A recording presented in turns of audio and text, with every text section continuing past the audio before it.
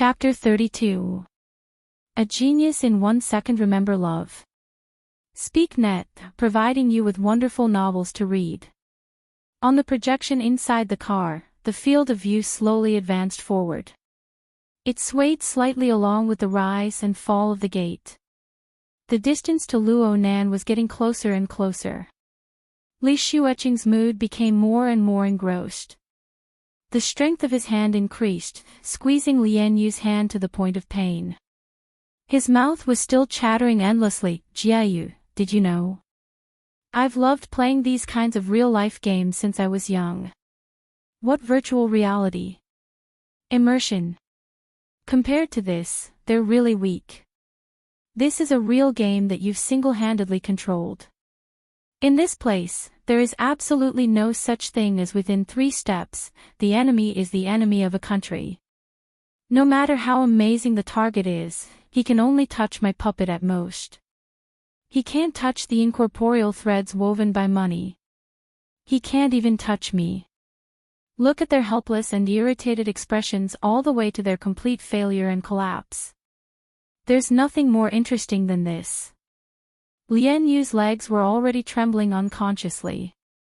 The current Li Xueqing looked far too unfamiliar. Although this fellow was petty in the past, he was still quite careful with his face. He absolutely wouldn't have this sort of heartfelt monologue. He was clearly rolling in the mud, yet he still had an intoxicated expression. His entire person was already twisted. It seemed that the humiliation of being scared unconscious by Luo Nan yesterday had stimulated him into a madman. Lian Yu was fully aware that there was simply no way to communicate with a madman. But the problem was that Li Xueqing had an incomparably expectant expression, waiting for her response. She slightly moved the corner of her lips. She thought for a long time before squeezing out a few words. Wouldn't it cause too much of a commotion if we fight here? If everyone sees him being attacked, then his withdrawal period. Li Xueqing's expression became gentle again. He gently caressed the back of Lian Yu's hand. Jiayu, you're worrying too much. I'm not that stupid. Right now we're just feeling the atmosphere. A good game's plot must be solid. It can't be simple and crude. Come, let's watch together. As he spoke, Li Xueqing's hand exerted a bit more strength. Lian Yu didn't react at first, but her hand was pulled again. Only now did she wake up. After a bit of hesitation, she slightly lifted her butt to get up. The next moment, Li Xueqing, who was already impatient, forcefully pulled her into his embrace. Lian Yu let out a low cry, and was already embraced by Li Xueqing. Fortunately, the madman's main focus was not on this. After a deep embrace, he rested his chin on her shoulder and pressed his face against hers, maintaining an intimate position as he continued to observe the game. Since the two of them were now at the same angle, the car's AI very humanely expanded the projection range. With the support of the first-person perspective and the immersion function of the contact lenses, it was almost the same as being there in person. The recording and playback equipment faithfully restored the original sound environment in the changing room, and the buzzing sound waves made Lian Yu even more upset. Acumen College started from the 7th grade and implemented the Western style of rotating classes. There were no fixed classrooms. The students were like wild chickens, gathering and dispersing from time to time. Among the few crowded areas, the locker room was probably the noisiest. Every morning before class, hundreds and thousands of people would enter and leave the school. Countless rumors and gossips were like the buzzing of flies that would never stop. All of Luo Nan's classmates were in the vicinity of his locker. But this group of people came and went, and not a single person greeted Luo Nan. An invisible person. Li Xueqing observed Luo Nan's movements with the attitude of controlling everything. He laughed happily. You'll become famous soon. Just as he said before, Li Xueqing wouldn't go as far as to electrocute and inject Luo Nan in public. This didn't meet his expectations. He needed to properly deal with this fellow. There was more than one person who acted as Li Xueqing's puppet thug. As the son of a wealthy family with a wide network of friends, Li Shueqing was able to mobilize considerable power by disregarding the cost. Luo Nan finished changing his clothes and left with his old clothes. He was probably going to send them to the laundry room. Just as he moved, there were 4 or 5 people in the surrounding chaotic stream of people who followed him one after another. The upper left corner of the projection was like the mini-map of a classic game. The structural diagram of the nearby rooms was brought out. Li Shueqing was brimming with interest as he chose the location and method. What do you think? Should I shove his face into the urinal? Or should I stab his butt with the shower head? Or should I shove him into the tumbling bucket? Lian Yu's face was cold. She didn't say anything.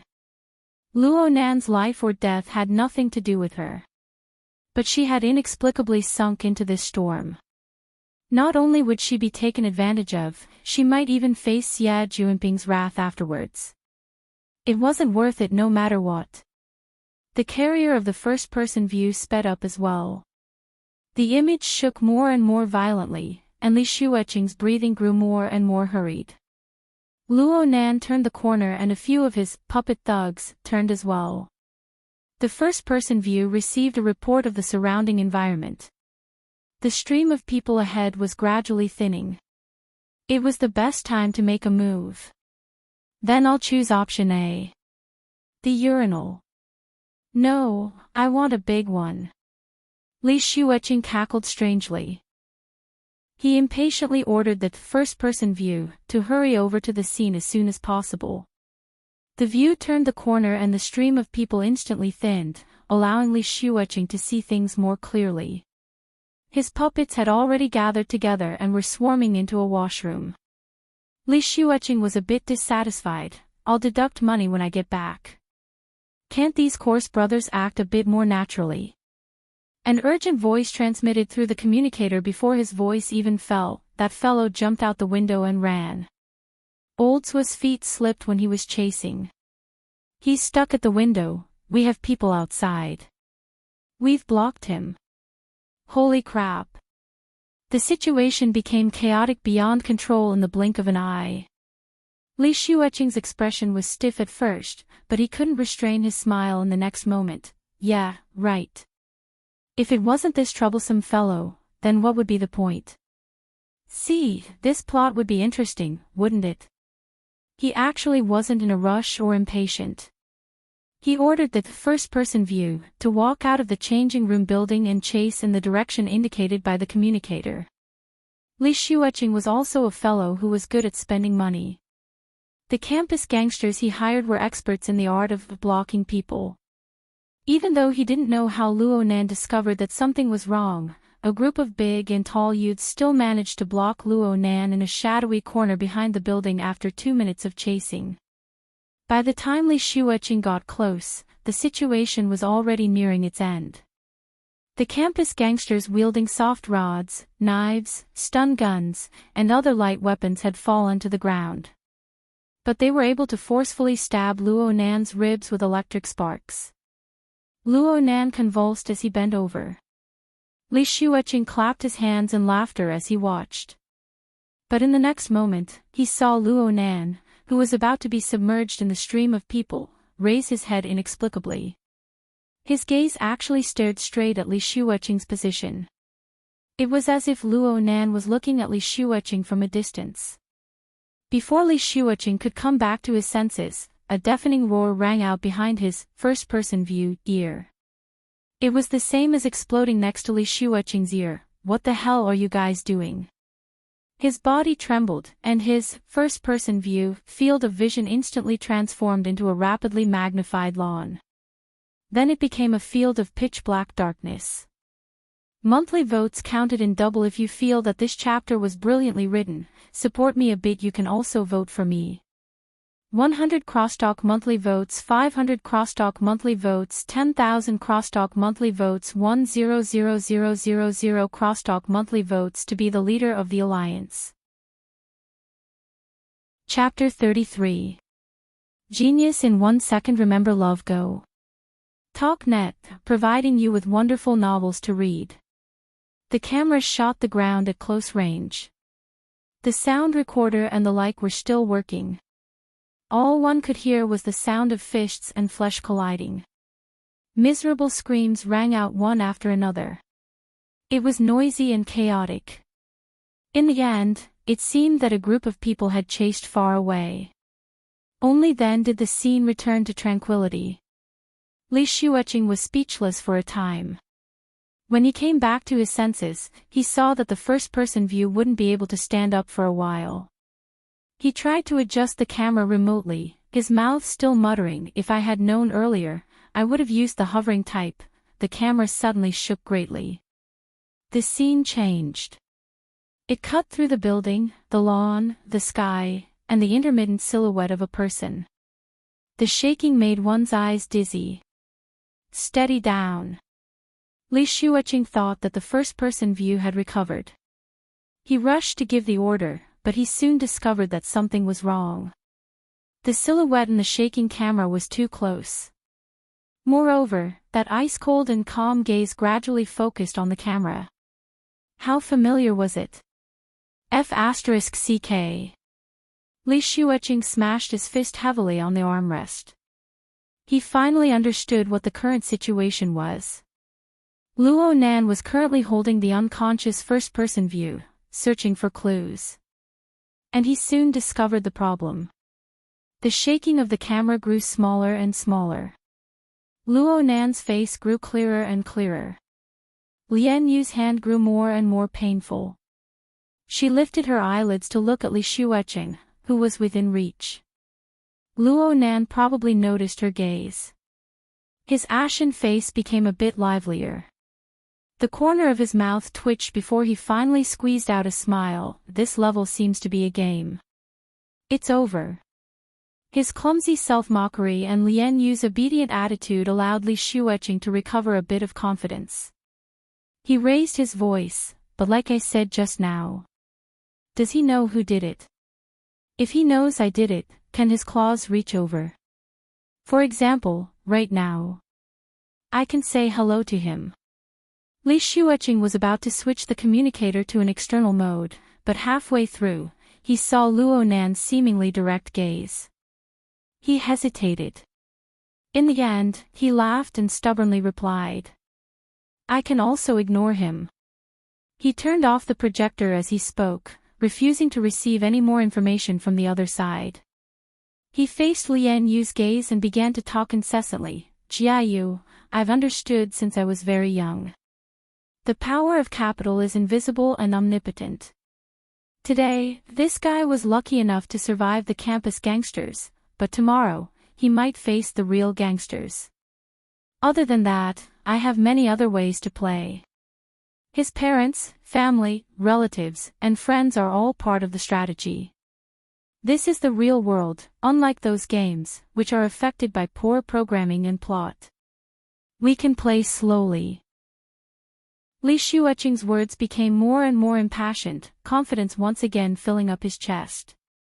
But Lian Yu, who was being embraced by him, only felt that her insides were swaying, filled with a deadly strong acid. Before she could hurt anyone else, it was possible that her 5 viscera and 6 bowels had already been burnt to 1,000 holes. Once Li Shueching's frustration was gone, his lust arose. If he didn't put in more effort to get what he wanted when he was hugging a lovely baby, wouldn't he be an idiot? As soon as this thought came to mind, his breathing became hotter, and his mouth went straight to the junction between Lian Yan's neck and collarbone. Lian Jia shuddered violently, trying to dodge, but was firmly held by Li Shueching. "Jia Yu, Jia Yu, Jia Yu," indistinct syllables rolled out from Li Shueching's throat, and the heat of his entire body rose. Sky's Fury was a very good place. His previous achievements here could be said to be splendid, and today was another great victory. Bang bang bang. The car window was suddenly knocked. The force wasn't small, and it clearly carried emotions. F***ck, I haven't even shaken it yet. What the hell are you knocking for? Li Shueching was furious for a time, and he was even more furious at how the surrounding bodyguards did things. They couldn't even stop a passerby. What if Luo Nan came killing his way? Did he have to personally go and take care of him? He pressed down the car window and was about to curse, but what appeared outside the car window was Xie Junping's ice-cold face. Li Shuoqing suddenly froze in place. Xie Junping's gaze swept over the entangled bodies in the car, and the corner of his lips hooked. "Shuoqing, let's talk." Li Shuoqing got out of the car in a daze. Lian Jia curled up her body, shrinking into the car like a white lotus. Xie Junping coming over didn't surprise her, because she was the one who secretly sent him a message asking for help.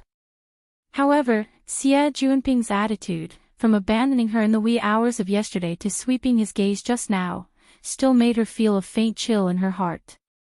She was afraid that she wouldn't be able to catch this person. If this really was the case, then Li Shuoqing should be a very good candidate, but his warped appearance. Suddenly, a muffled sound came from outside while she was in a dilemma. The sound was mixed with cursing, and it was sent directly into her ears. Lian Jia hastily got up to look, and the scene outside the car caused her eyes to go wide in an instant. Xie Junping sat on the ground, blood seeping from the corner of his mouth. He was a bit stupefied. Li Shuoqing panted heavily, but he grinned and laughed. It was probably because his emotions were boiling, but he simply tore open his collar, exposing his thin chest. Right now his chest was violently heaving up and down with his breathing. Large patches of blood accumulated and pervaded the air. Ha! Ha! Xie Junping, I've always found you an eyesore. An idiot who can only sell his laughter without a teleprompter. Li Shuoqing actually walked over as he spoke, sending out another kick. How could Xie Junping let him succeed again? He blocked the incoming kick and pulled horizontally, forcefully pulling Li Shuoqing down. The two wrestled into a ball just like that. The bodyguards who caught up from behind were all stupefied, but Lian Jia still shouted, "Hurry up and separate them." The scene became even more chaotic. Lian Yu inexplicably felt that this scene was extremely familiar. She thought back somewhat absent-mindedly for a moment before remembering that the conflict between Luo Nan and Li Shuoqing during their detention was more or less like this.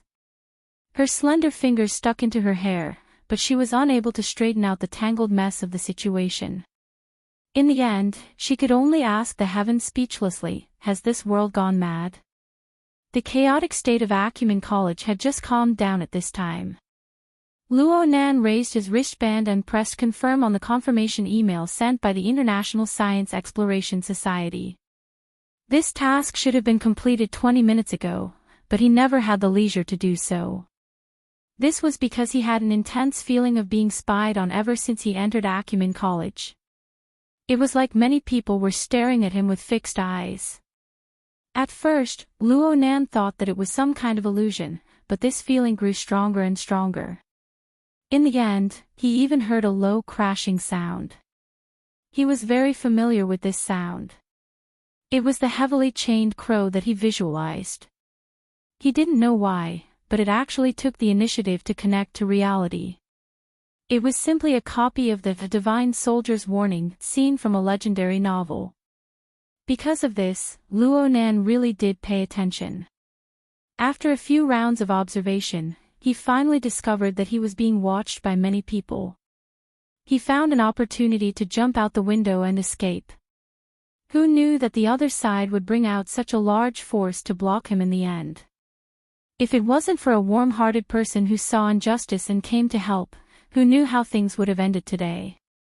Oh, why hasn't the warm-hearted person returned yet? The situation was far too chaotic at the time. Luo Nan only remembered that the person who came was tall and sturdy. He swept over like a gust of wind, chasing the group of campus hooligans everywhere. He ran, and then he disappeared without a trace. Acumen College was a place where geniuses came forth in large numbers. Luo Nan shook his head. He saw that there weren't many onlookers in the surroundings, but he took advantage of the fact that his senses were still present to enter the visualization state. It was getting easier and easier for him to enter the fixed space right now. He saw that the heavily chained crow was exceptionally active in the center of the space of nothingness. It coiled and coiled inside and outside the visualization diagram. However, what drew the most attention was the ball of weak, dark red light at the front end of the chain. Within the light, twisted lines formed an abstract symbol. It made Luo Nan feel quite familiar. The dark red luster became the best hint.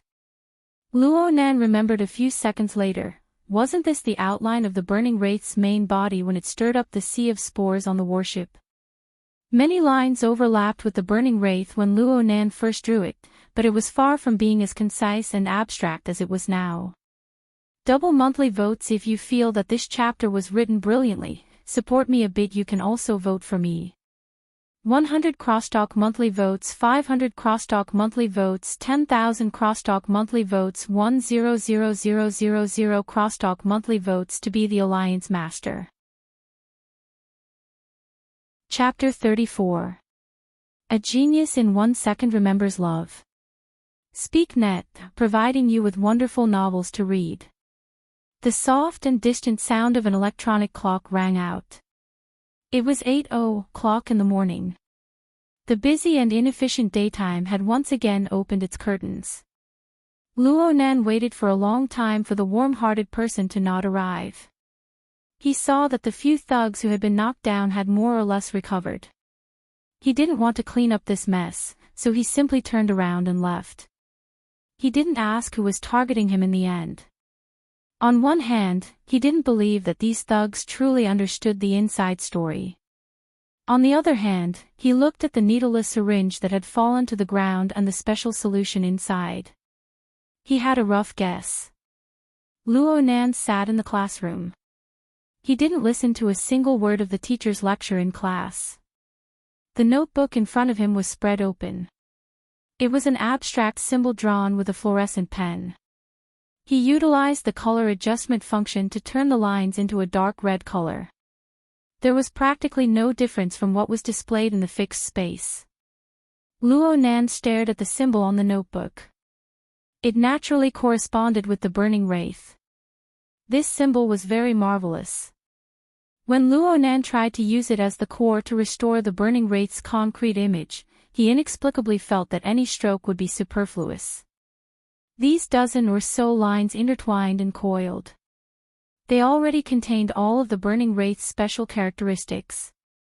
They were packed to the brim. There was simply no way to start. Luo Nan held the pen in his hand, but he didn't. He held it in until his heart was uncomfortable. He simply stopped demanding perfection. He casually sketched the lines. His mind was pondering the reason for the appearance of the abstract symbol. The burning wraith had been besieged and exterminated on the warship. This was a matter without a doubt. But the symbol that had appeared on the chains of his own visualization was real. Luo Nan thought over and over again. There was only one reason. The heavily chained crow had once analyzed the mysteries of the burning wraith's core layer when it was controlling the burning wraith. Even though the burning wraith had been exterminated, its core characteristics still left traces on the chains. It possessed a certain function. Then, the warning of the crisis this morning wasn't from the heavily chained crow. It was from this symbol that originated from the burning wraith. This was because the burning wraith was extremely sensitive to fear, ruthlessness, and other negative emotions. It was able to borrow these emotions for its own use. It was precisely because of its specialization. Luo Nan also felt that the existence of the symbol was a bit stronger than it was in the beginning after the clash just now. Its strength seemed to be continuously recovering.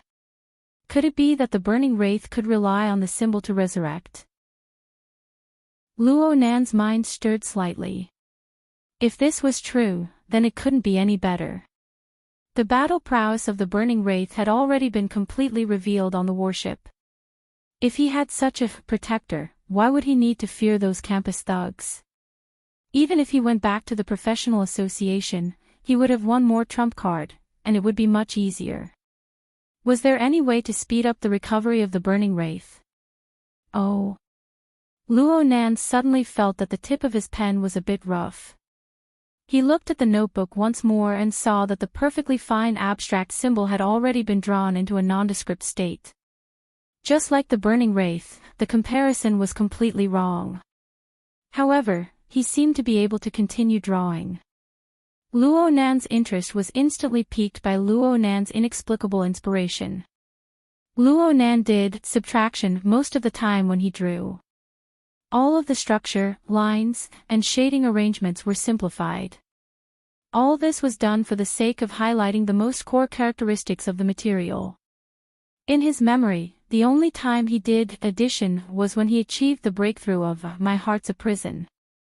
At that time, he only had an abstract concept, but he didn't have the corresponding image.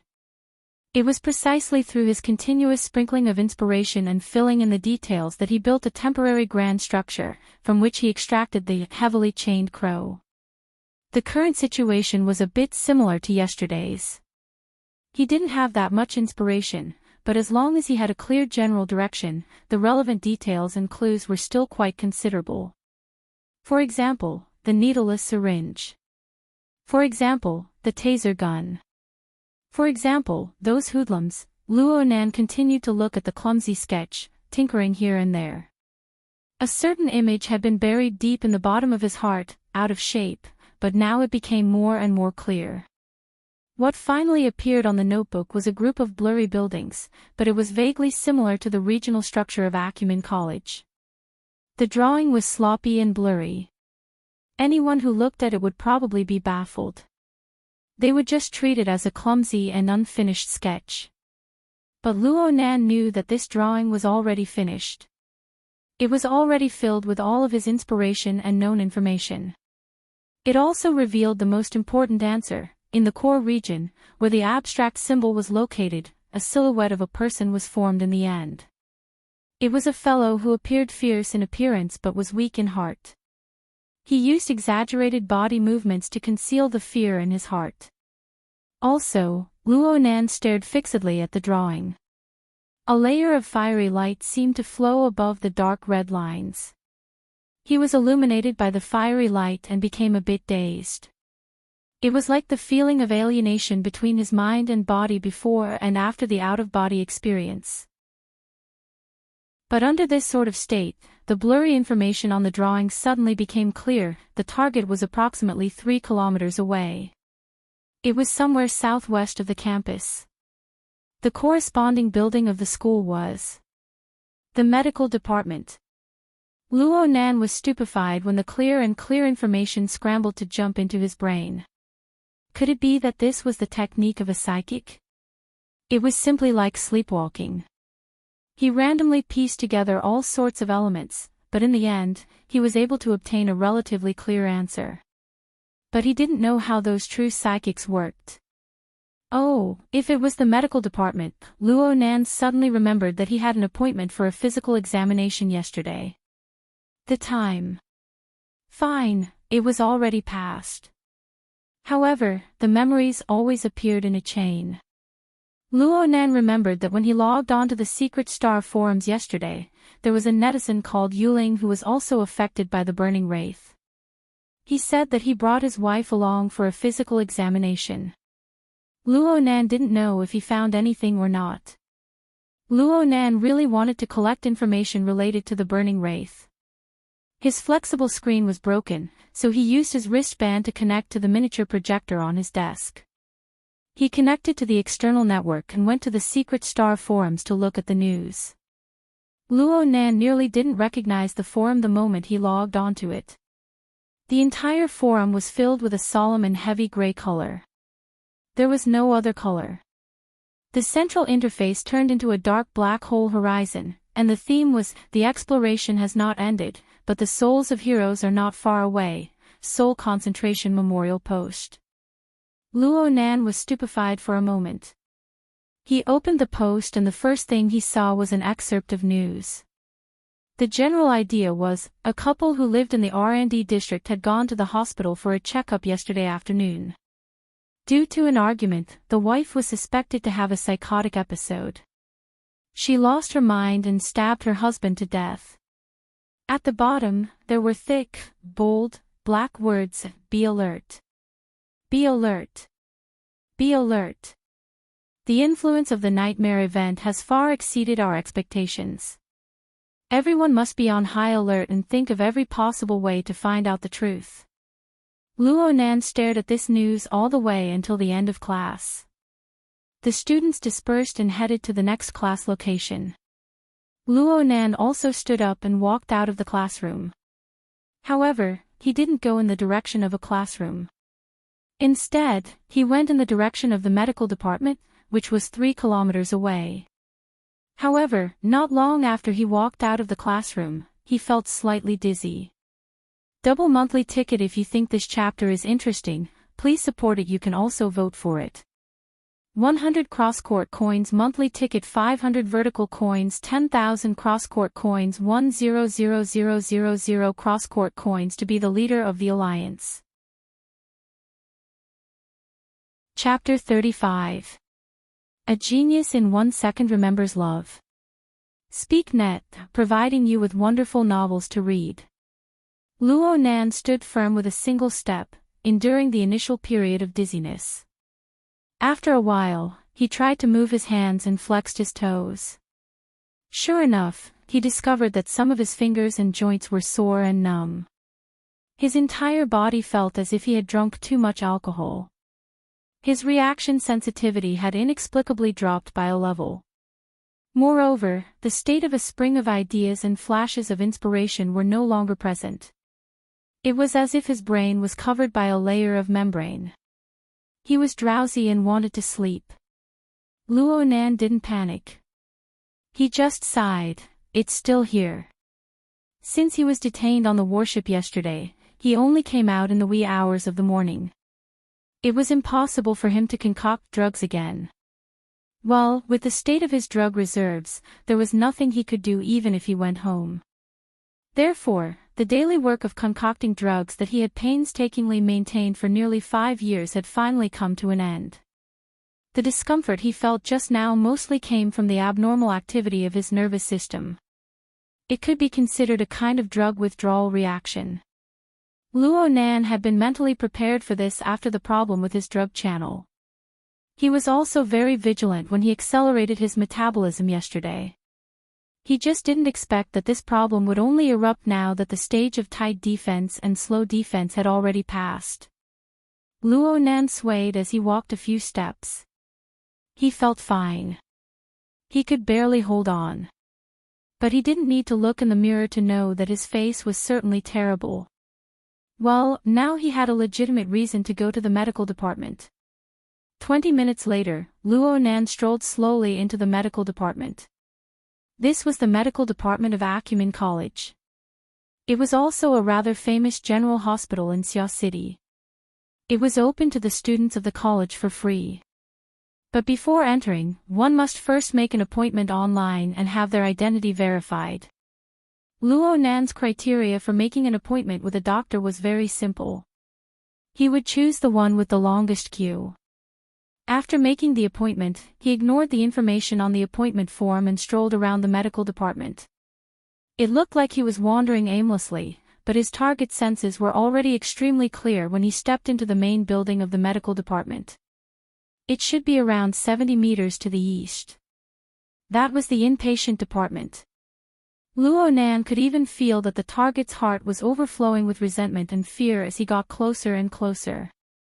The target's heart was coiled and roasted in an extremely warped manner. There was also an unending stream of distracting emotions mixed in. It was like a barbecue steak that was endlessly sprinkled with seasoning. Why was he thinking this? Right when he was baffled by his own thoughts, his feet began to sway slightly. The shaking soon became violent. The doors and windows of the medical department creaked. Not again. Amidst the commotion, the patients, students, and professors of the medical department rushed out of the buildings like ants moving. In just a few minutes, they filled up the central courtyard. Love Go Small Say Netku. The hospital's emergency escape routes were also opened, ready to evacuate the critically ill patients at any time. But that was all an earthquake could do. The irregular earthquake lasted for about half a minute, followed by 2 aftershocks, and then silence. Curses could be heard from all over the courtyard. The seismic activity in Sia City over the past half-month had caused special public places like the hospital to be jittery at the slightest sound. Every time there was an earthquake, they had to evacuate the people according to the regulations, and only then would they start the treatment business. Going back and forth, they could be considered lucky that there were no medical accidents. Luo Nan walked a few steps within the bustling and chaotic stream of people before suddenly coming to a stop. This was because he sensed that his target, who had been in the inpatient department, was moving at high speed. A few seconds later, an electric sightseeing car drove out from the inpatient department on the east side. It passed through the pedestrian walkway, and there was a young man dressed in casual clothes on the car. There were also a few strong men who looked like bodyguards. Luo Nan's gaze locked onto the young man's face. He recognized this person, so it wasn't unexpected at all. Yes, it was Li Xueqing, who had been suffocated and fainted by Luo Nan's hypnosis technique yesterday. It looked like Li Xueqing's condition wasn't all that great. His face was bruised and swollen, and his expression was dispirited, but he was also extremely anxious. He chattered endlessly to the bodyguard next to him, and he even fiercely slapped the bodyguard's shoulder and back when he spoke intensely. He gave off the feeling that he was a first-rate neurotic. Li Xueqing, in this state, naturally couldn't see the great enemy within the stream of people on the side of the road. Instead, Luo Nan heard his own name from the few words that leaked out. Sure enough, it was this person.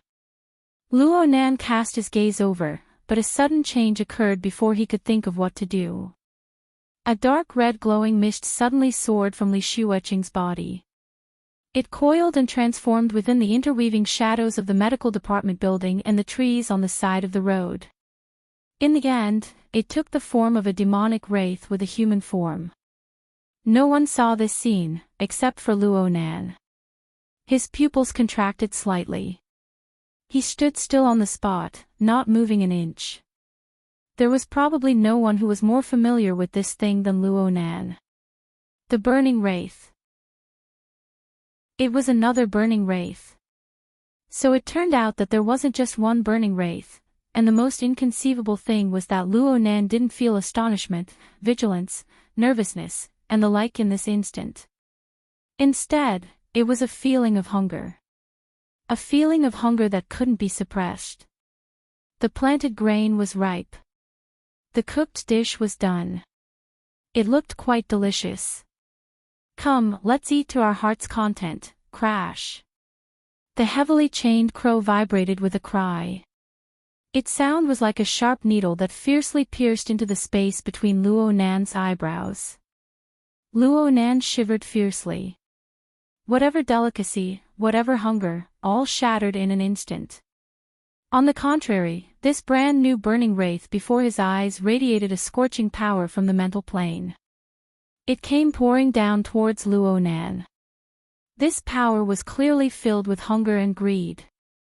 The wraith flew and pounced down towards Luo Nan. Luo Nan still didn't move an inch. He was deep in thought. The intense instinct of greed that came from this burning wraith was declaring something to him. At the same time, he was stimulated by the rapidly approaching threat. The rattling of the chains resounded in his mind, layer upon layer. The power that came from the body-mind format accumulated endlessly through this form until it reached a certain upper limit.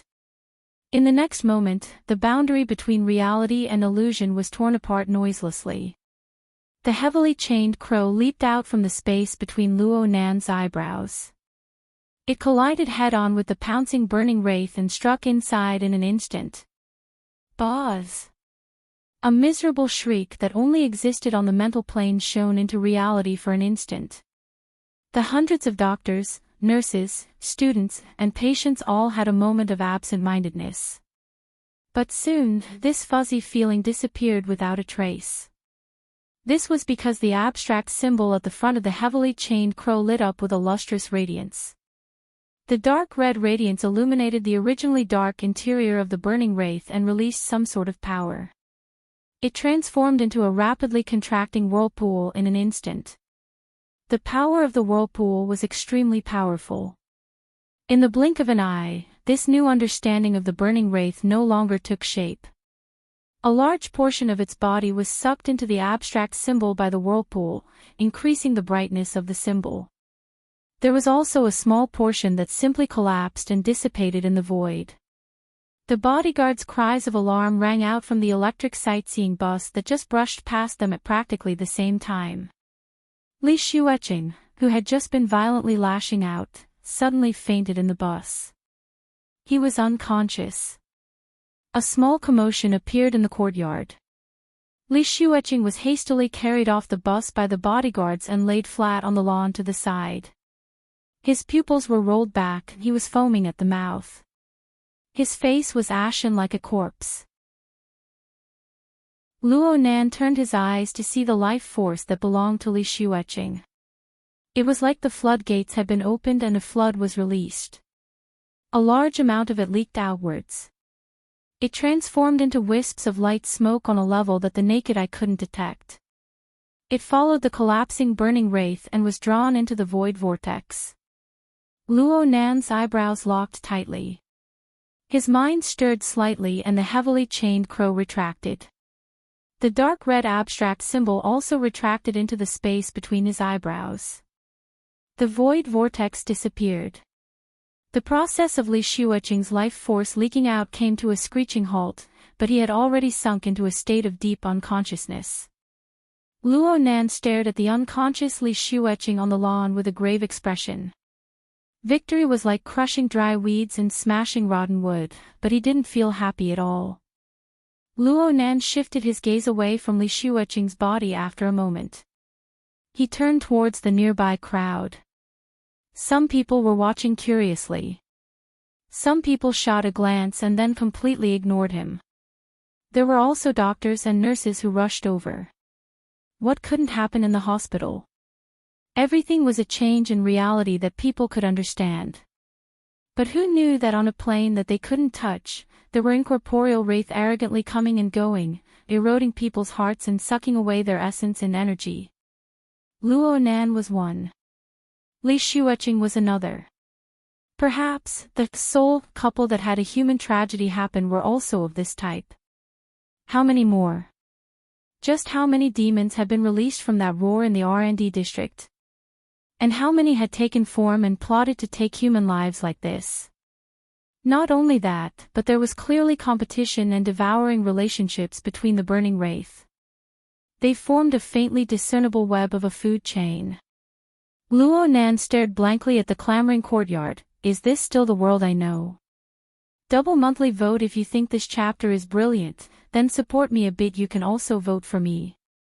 100 crosstalk monthly vote, 500 crosstalk monthly vote, 10,000 crosstalk monthly vote, 100,000 crosstalk monthly vote to be the Alliance Master. Chapter 36. Genius 1 second. Remember love, go. SpeakNet, providing you with wonderful novels to read.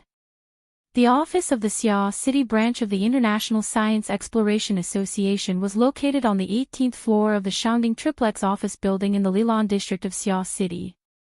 The location was a bit lower, only 50 meters above the ground. It was the limit of low-altitude public transportation for civilians.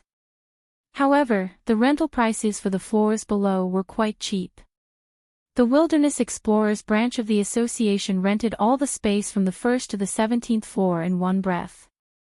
They remodeled and opened up many spacious areas for the activities of the members. From the perspective of the ordinary employees working in the association, the Wilderness Explorers were a bunch of lunatics who had money but nowhere to spend it. They could rent an excellent location in the central business district with the money for remodeling. They could do whatever they wanted. Why did they have to spend so much energy remodeling while the vast majority of the facilities were still unused? The most typical example was the luxurious round conference room on the bottom 3 floors. It could accommodate over 1,000 people discussing business here, but it had been used less than 10 times in the 10 years since it was built. Today, the conference room finally opened once more. Several hundred people entered one after another. The employees of the association, who usually had nothing better to do, were stupefied. How could Xiao City have this many wilderness explorers? The employees couldn't see the organizational materials of the conference. They didn't know the contents of the conference, the time schedule, and so on. They just felt that the conference was very long. They went in the morning. It was past lunchtime, but it still didn't end. No one came out to avoid the earthquake in the middle. Speaking of earthquakes, the white-collar workers working nearby discovered that the number of earthquakes they felt seemed to be much more than the number of earthquakes reported by the Earthquake Bureau. They felt at least 10 or 20 earthquakes. Even so, the wilderness explorers still calmly held the conference. They really were brave. September 28, 2096, 2 o'clock in the afternoon. The interior of the round conference room was dim. A small half of the lighting equipment that simulated sky light had been turned on all year round. The shadow that spread out on a large scale covered the messy conference room and seeped into the hearts of the participants. Zhang Yingying gently grasped Susan's plump hand. The body temperature of the two combined, causing the chill in the dusky darkness to slightly retreat. Susan was muttering some words that no one could understand. The injury on her shoulder was still faintly aching. 2 centimeters more and her carotid artery would have been torn. Ouyang Qin, the president of the Xiao City branch of the Wilderness Explorers Association, stood on the podium in the center of the conference room. He wore a well-ironed suit, a bow tie, and a pair of vintage glasses. He looked like a refined scholar. He looked around at the faintly discernible faces under the dim light and calmly said, "Now, the identification is over." There were 429 people in the meeting, and 420 people participated in the final meeting. The 9 people who had been deducted had already become corpses, some of their corpses could not even be found. The air in the conference room had frozen. I will be the one to report the relevant situation in this meeting. I have also invited Quantum Corporation's Xiao City Area Executive Director, Mr. Hu Yuli, to give an in-depth explanation. At the side of the podium, Mr. Hu Yuli, who was also a powerful businessman, was pale. He tried his best to remain calm and nodded slightly to all sides. This was all he could do. Ouyang Qin adjusted the frame of his glasses and began his speech. The projector behind him began to operate at the same time, displaying the ruins of the R&D area. First of all, a brief explanation. Quantum Corporation, the government, and the military have jointly conducted research on the mutant in the Xiao City R&D area's mutant laboratory. This project has been going on for 2 years now. And roughly half a month ago, Quantum Corporation switched the test subject. This is a special species. It is a rarely seen parasitic state of the Darksider life form towards the mutant. Its code name is human-faced arachnid. A large number of pictures flashed on the projection. They were all related files that had been preserved in the laboratory. The participants stared coldly at all of this and continued to listen. Yesterday, which is September 27th, around 5:13 in the morning, a facility operator in the laboratory was controlled by the Darksider life form. He forcefully destroyed the power supply. And before the backup power supply was activated, the Darksider life form drove the mutant in an attempt to escape the laboratory. Quantum Corporation carried out a control of the situation. At 5:19, the mutant was killed. The Darksider life form separated from its host. At 5:24, Quantum Corporation killed the Darksider life form. But before this, the Darksider life form used a method that we are still unable to understand to release some sort of virus. Ouyang Qin paused and repeated his emphasis, virus. For now, we can only say this. According to statistics, with Quantum Corporation's laboratory in the R&D area as the center, the virus has spread as far as 520 kilometers away. It has covered the entire metropolitan area of Xi'an City and all of the satellite cities. The center has a radius of 10 kilometers. That is the core area of the virus infection. The number of people infected is the greatest. Preliminary statistics show that over 70% of the infected are mainly laboratory personnel and some residents. Beyond 10 kilometers, the rate of infection rapidly drops. According to preliminary research statistics, the virus currently has 3 characteristics. First, outside of the core area, the rate of infection among the general populace isn't high. We have yet to discover a case. But for ability users, it is very bad. The current rate is 9 out of 1,000. I believe that it should be related to the method of transmission. After all, ability users are far more sensitive than ordinary people. The atmosphere in the conference room became even more oppressive. This 9 out of 1,000 infection rate was calculated using human lives. Today's participants made up nearly half of the registered personnel. And in the identification just now, there were 4 infected people who caused the other 5 casualties. Second, there are many carriers. The rate of infection isn't high. In order to activate this virus, special conditions are needed. An intense change in mood, especially a negative mood, is the most obvious cause. According to Quantum Corporation's internal experiment report, the survival time of the virus in the human body is approximately between 8 to 18 hours. During this time, if the virus is maintained in a calm state, then it will be thoroughly annihilated. But if there is a negative mood, then the survival time will be greatly extended. Moreover, there is an extremely high probability of activation. The concrete data has yet to be determined. Third, everyone has seen it just now. The activated virus will absorb the energy of the host's blood and energy, transforming into a Darksider life form. And these Darksider life forms will devour each other, fuse, and continuously grow stronger. Every time they grow stronger, their form and power level will draw closer to their emitter. Ouyang Chen tossed aside the explanation of the situation and turned to look at Hu Yuli. His gaze was cold and clear behind his flat glasses. Therefore, we must ask. Is that human-faced arachnid truly dead? When these Darksider life forms absorb enough nutrients and devour and fuse, does this represent a new life for it? Does Quantum Corporation have any research that supports or touches upon this situation? Hu Yuli could only shake his head. The current research hasn't gone deep enough. We really don't understand. He had forcefully evaded Ouyang Chen's question, but it didn't mean that he had passed the test. Ouyang Chen's question was just the beginning. Soon, a voice came from within the conference room. What's the matter with the news of the stolen medicine? This is completely different from the rumors that you guys released before. Double monthly vote if you think this chapter is brilliant, then support me a bit. You can also vote for me.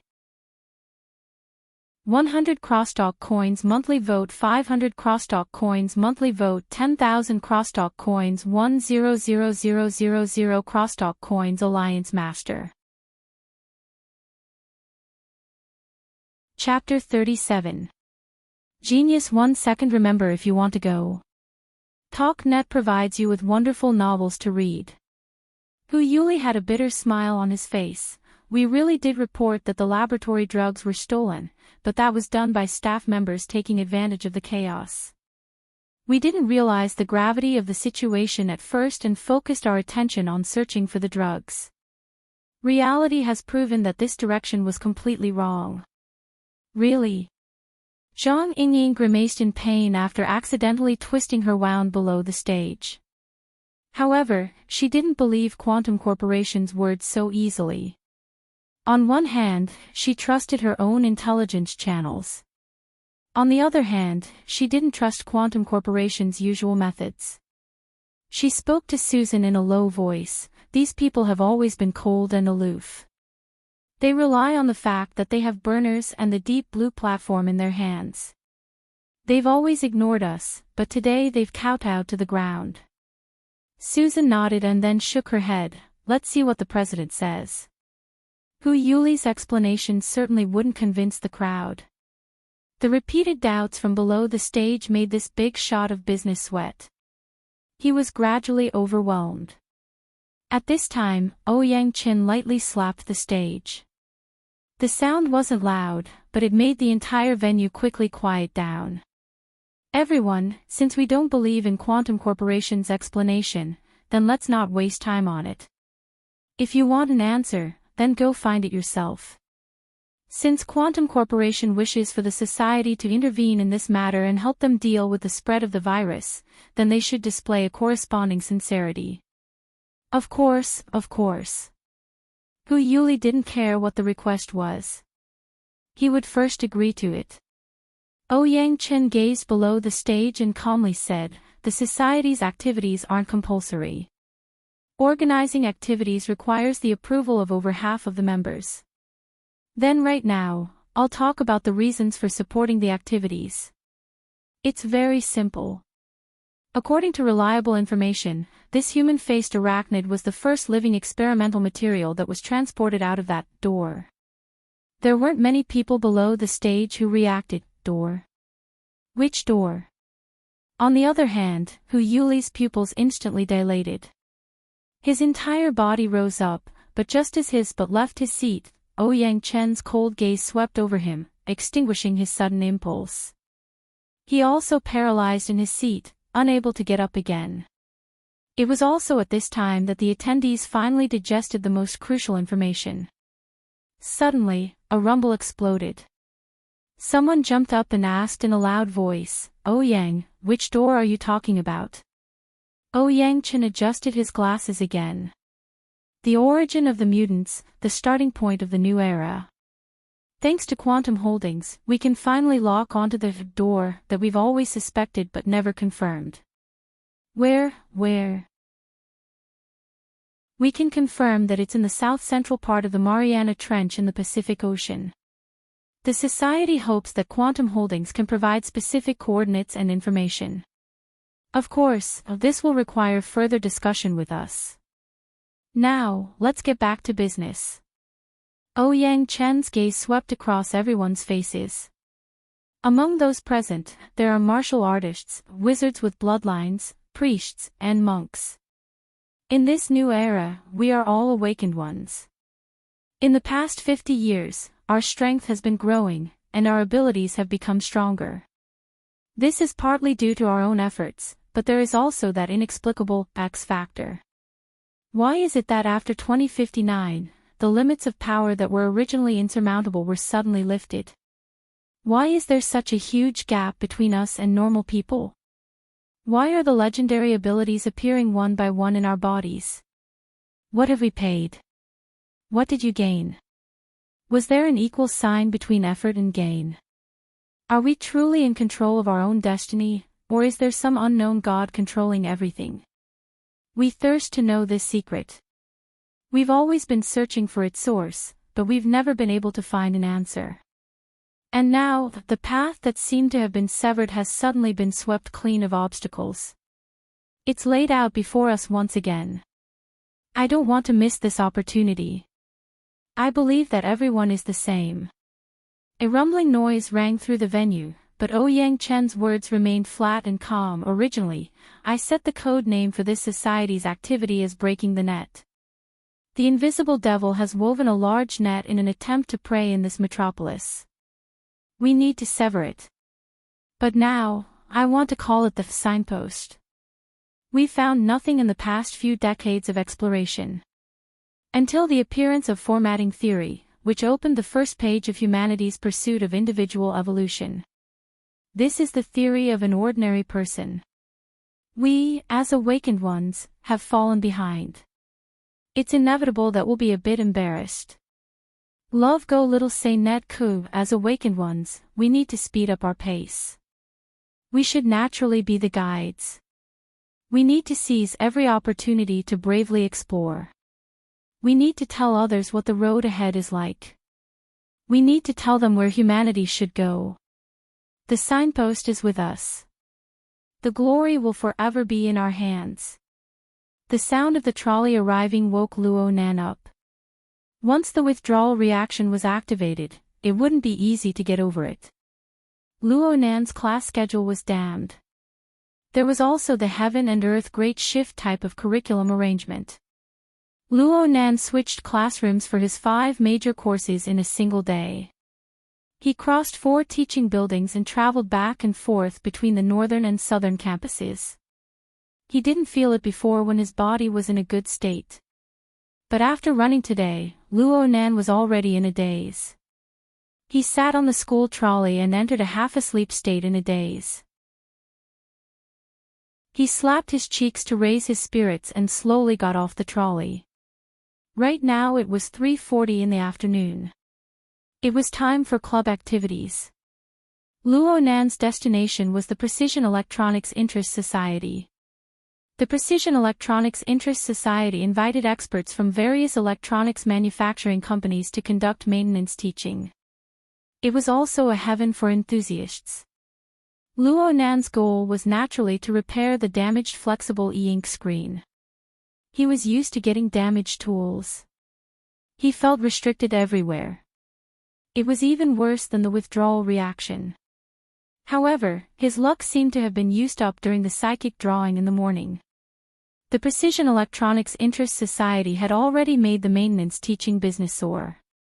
Business was booming. Today they invited a super expert in the industry. Maintenance workers, enthusiasts, and help seekers filled the spacious business hall to the brim. He squeezed through the crowd for 20 minutes just to get a reservation number. In the end, Luo Nan really couldn't stand the crowded flow of people in the hall. He hid outside and breathed in the fresh air. But the dizziness and excessively keen senses invaded him.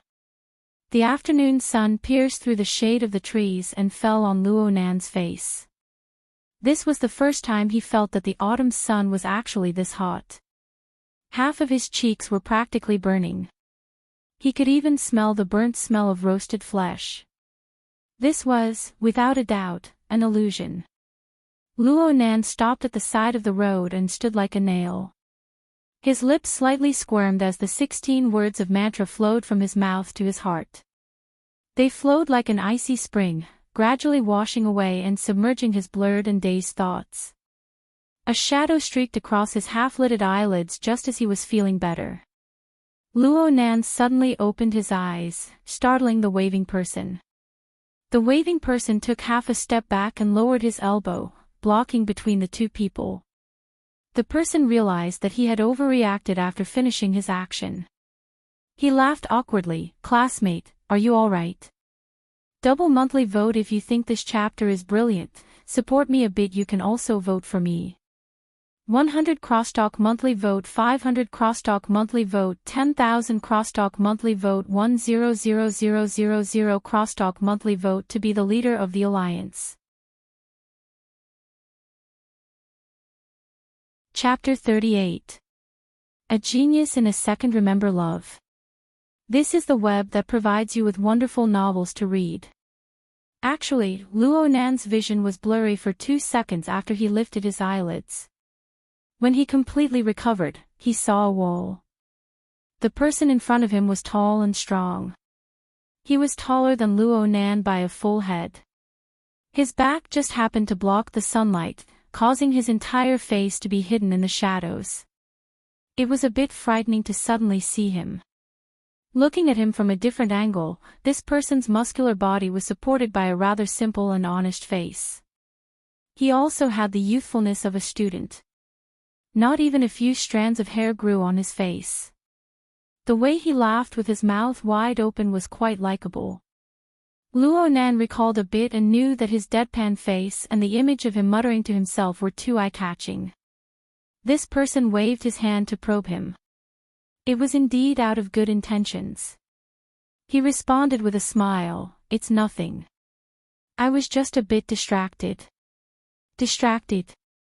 The person immediately revealed a Shanghai smile that said, "You may be stubborn, but we're both men. I understand." He then introduced himself, "It's good that you're fine. I'm Shuelei. I'm from the Riverwu district.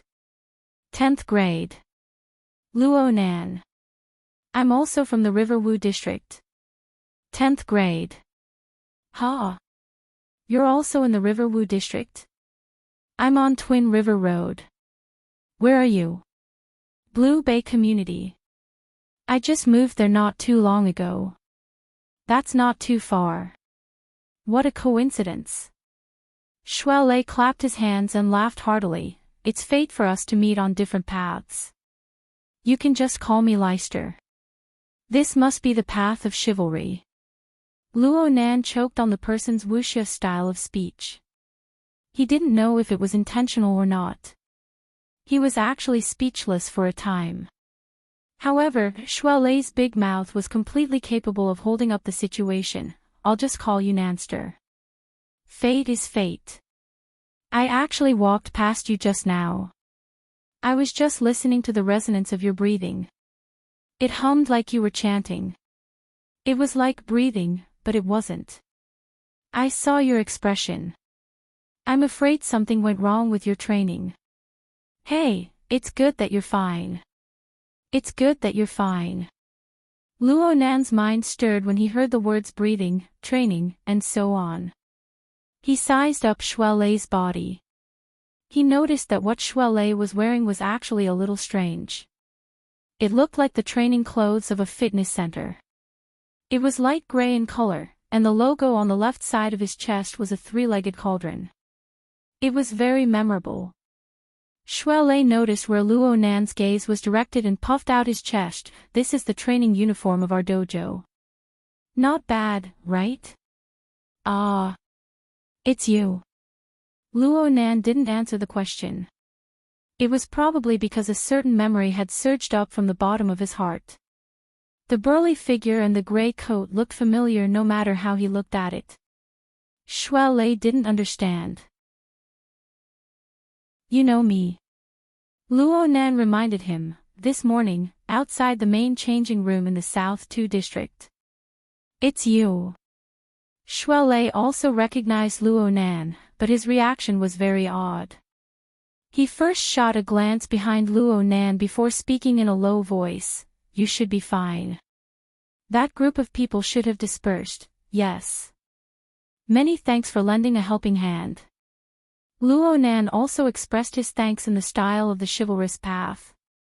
Sure enough, the burly classmate in front of him was the warm-hearted person who helped him out this morning.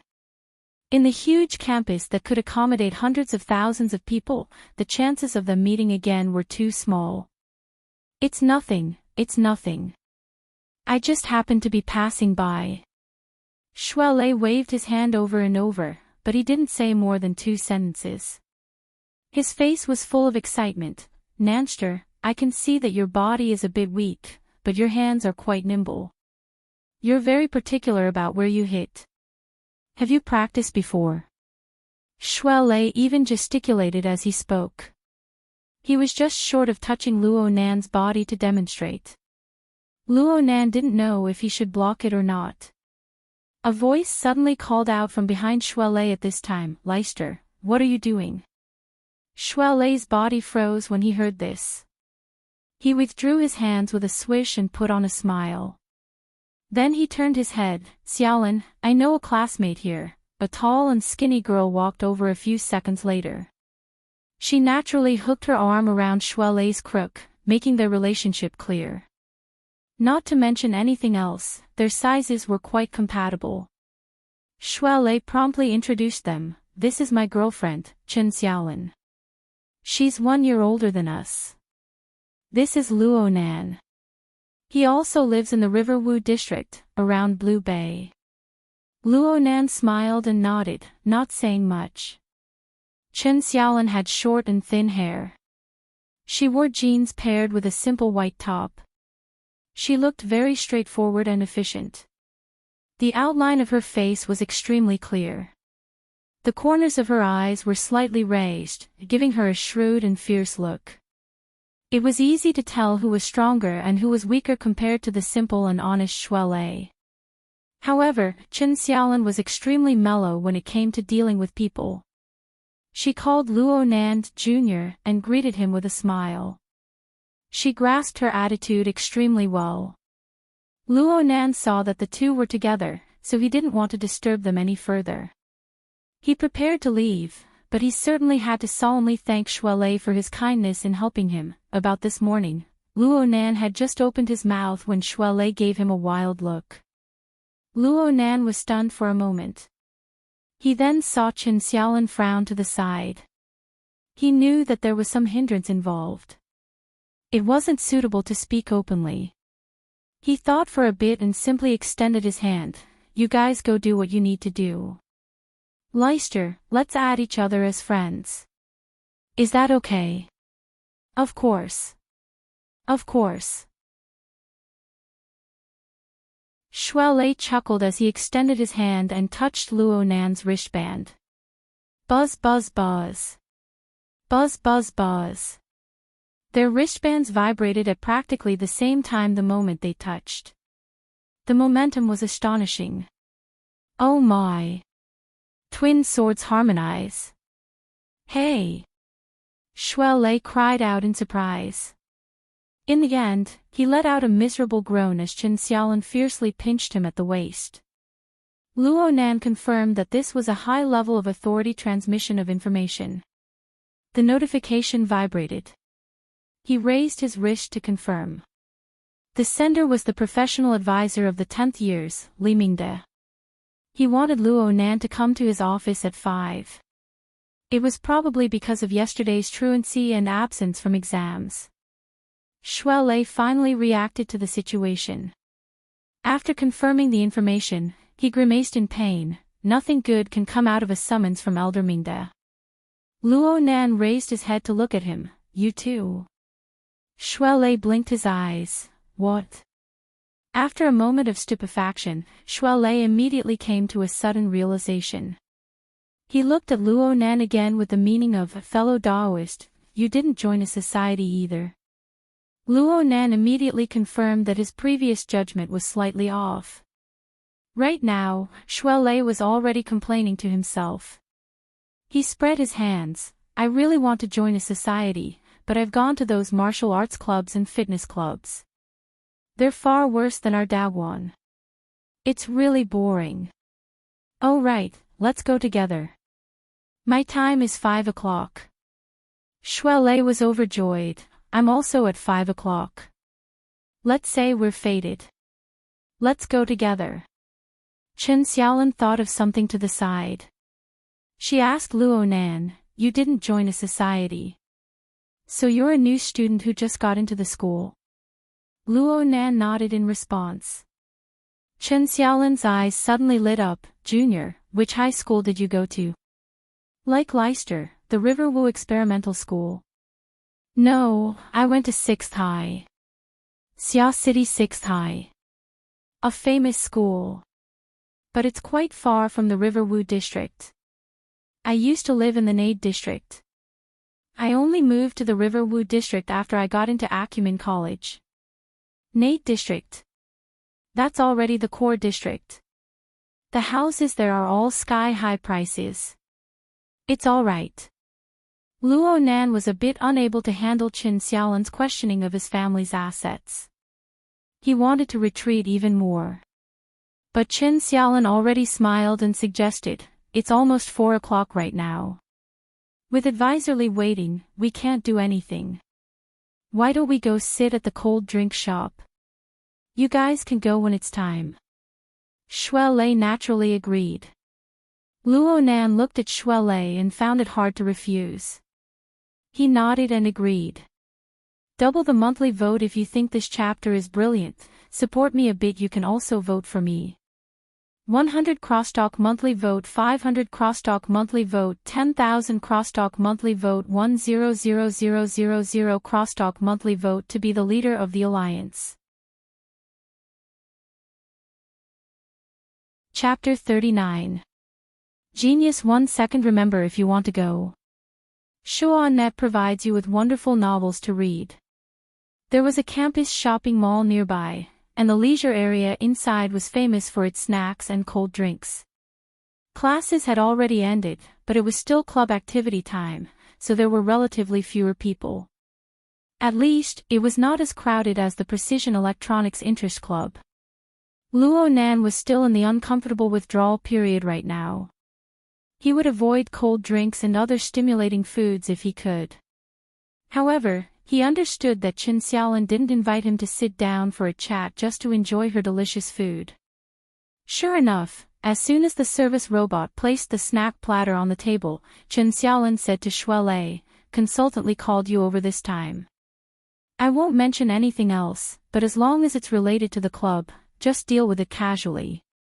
Don't say or agree to any substantive promises or operations." Shuelei was confused. What do you mean? Luo Nan knew that Chen Xiaolin's words were directed at him. However, this was not a good time to say anything. He raised his head and listened attentively. When Chen Xiaolin faced Shuelei, some words were easier to say. Of course, it's because I'm afraid you'll be fooled. The school's clubs are too complicated. It's a three-way game between the school, the teachers, and the students. If you don't understand the situation, it'll be easy for you to suffer losses. She knew that she wouldn't be able to convince him after saying all this, so she decided to try to move his emotions instead. Anyway, I won't harm you, right? Shuelei could only nod. Chen Xiaolin turned to face Luo Nan. "Junior, you need to know yourself and your enemy in everything. You need to plan before you make a move. Don't you agree?" Luo Nan could only smile. Chen Xiaolin immediately followed up by saying, "Junior, you've been here for nearly a month. You should know that Acumen College is essentially an experimental school. It's a combination of East and West. The atmosphere and methods are all different from previous schools. Many people who come here are more or less not used to it. This requires everyone to help and coordinate with each other. Actually, I suggest that you join the Mutual Aid Association." Mutual Aid Association. This school's student council has specially set up a mutual aid organization for students like you and Shuelei who are halfway into the school. The goal is to allow everyone to adapt to Acumen College's ecology and atmosphere as quickly as possible. There are many seniors in there who can impart their experiences to me and help me solve my problems. Really? Luo Nan was a bit embarrassed. He didn't really want to get involved in this sort of thing. Chen Xiaolin, on the other hand, was very enthusiastic. "Let's not talk about anything else. Tonight is the annual Mutual Assistance Buffet Party. Many seniors will be coming. Some of them have been in the academy for more than 7 years and are about to graduate. They have a lot of experience. Chatting when you have nothing to do can expand your network. Chatting when you have something to do can solve a lot of problems. Junior brother, you really shouldn't miss this opportunity. Luo student, you can't just by chatting. We can, you can't, you can, you want." Right when Luo Nan was thinking about how to refuse, his wristband vibrated slightly. The reservation number of the Precision Electronics Interest Society was already a reminder. Luo Nan let out a breath of relief and raised his wrist. "Senior, Lon, Luo for my turn." "We should I my turn." We later." Yi. Chen Shi. Chen Shi sister. Shi Feng Dong. Yu. Yu. He you. You. Chen. You. You. You. You. You. You time. You. Brother. You. Li, Shuelei reminded him from behind, "Don't forget to go to Alderminda's place later." Luo Nan tossed the matter of the Mutual Help Society to the back of his mind and hurried back to the Precision Electronics Interest Society. Not long after, his number was called. He followed the small and exquisite guiding ball to the maintenance area. This place was much quieter than the lobby. He could see a few young students behind the maintenance desk. They were surrounding a middle-aged technician, discussing some problems. Someone saw Luo Nan come in and looked at the reservation form. The flexible e-ink screen was damaged by external forces. The repair costs are high. It may not be completely restored. It's more appropriate to find a manufacturer to replace it. Luo Nan sat in front of the desk and whispered, "It's a piece of equipment." His words made over half of the people turn their heads. The person who was looking at the reservation form laughed. "It's amazing to be able to do something with the flexible e-ink screen. Why don't you fix it yourself? I see that this screen is from 5 years ago. It's the perfect time to upgrade it." Luo Nan hesitated for a moment before speaking. "That person isn't here anymore." "Oh, that's a pity." The middle-aged technician raised his head at this time. He looked like a very amiable person. He laughed. "Then let's take a look. If you have any good ideas, let's compare them." "Thank you, teacher." Luo Nan nodded in thanks. He removed the flexible e-ink screen from his notebook and passed it to the back of the maintenance desk. The middle-aged technician glanced at it and his eyes lit up a bit. "Jellyfish board. This isn't easy to do. Many external modules don't have space. Did they move a lot inside? Dismantle the machine, dismantle the machine. Worker Zhai, you do it yourself." The students were all raring to go. Worker Zhai didn't decline. After all, a group of students who hadn't graduated had no idea how to dismantle a highly integrated electronic device like the flexible e-ink screen. Dismantling a flexible e-ink screen with a thickness of only 2 mm was definitely a job that required meticulous patience. Worker Zhai's gentle temperament was just right. As he dismantled the screen, he casually explained the main points and difficulties of dismantling the screen to the students. He explained the profound in simple terms. Even Luo Nan, who didn't know a thing about this, had some basic concepts as he listened. But as the dismantling progressed, Worker Zhai gradually stopped talking. His expression became more and more unsightly. He wasn't the only one. A few students saw that something was wrong. They began to whisper to each other. Worker Zhai really was patient. He spent a full half an hour to dismantle the entire flexible e-ink screen into 2 pieces, completely revealing the internal structure. Only then did he stop. At this time, the inspection equipment of the control desk naturally cut in and scanned the situation of each component. As the equipment displayed all sorts of data, the buzzing sounds of discussion grew louder. Finally, the student who took the job first couldn't help but say to Luo Nan, "Hey, buddy. You didn't come here on purpose to mess things up, right?" Luo Nan was stunned. He didn't understand what Worker Zhai meant at all. "This jellyfish screen of yours hasn't moved a lot." "It hasn't moved at all." "Fine, you added a battery module, but the processor, the storage module, the signal transceiver module, and the sensor are all missing. Do you normally use this board as a mirror?" "Impossible." Even though Luo Nan was a noob in electronics, he knew that the flexible screen was purely for decoration without a processor and storage module. It couldn't even be used as a mirror. Of course this was impossible. He had been using it just fine yesterday. All sorts of software applications were unhindered. He had even drawn 2 sketches. How could it be for decoration?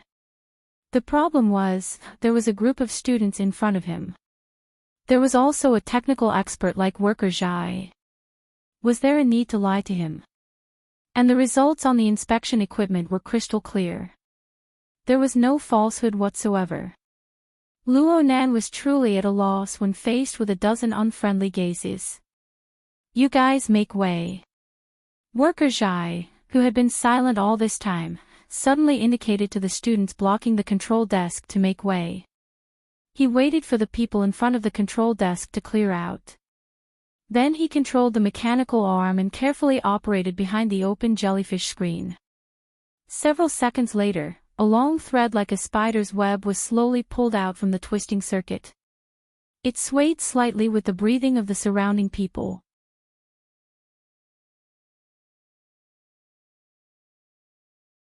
Chapter 40.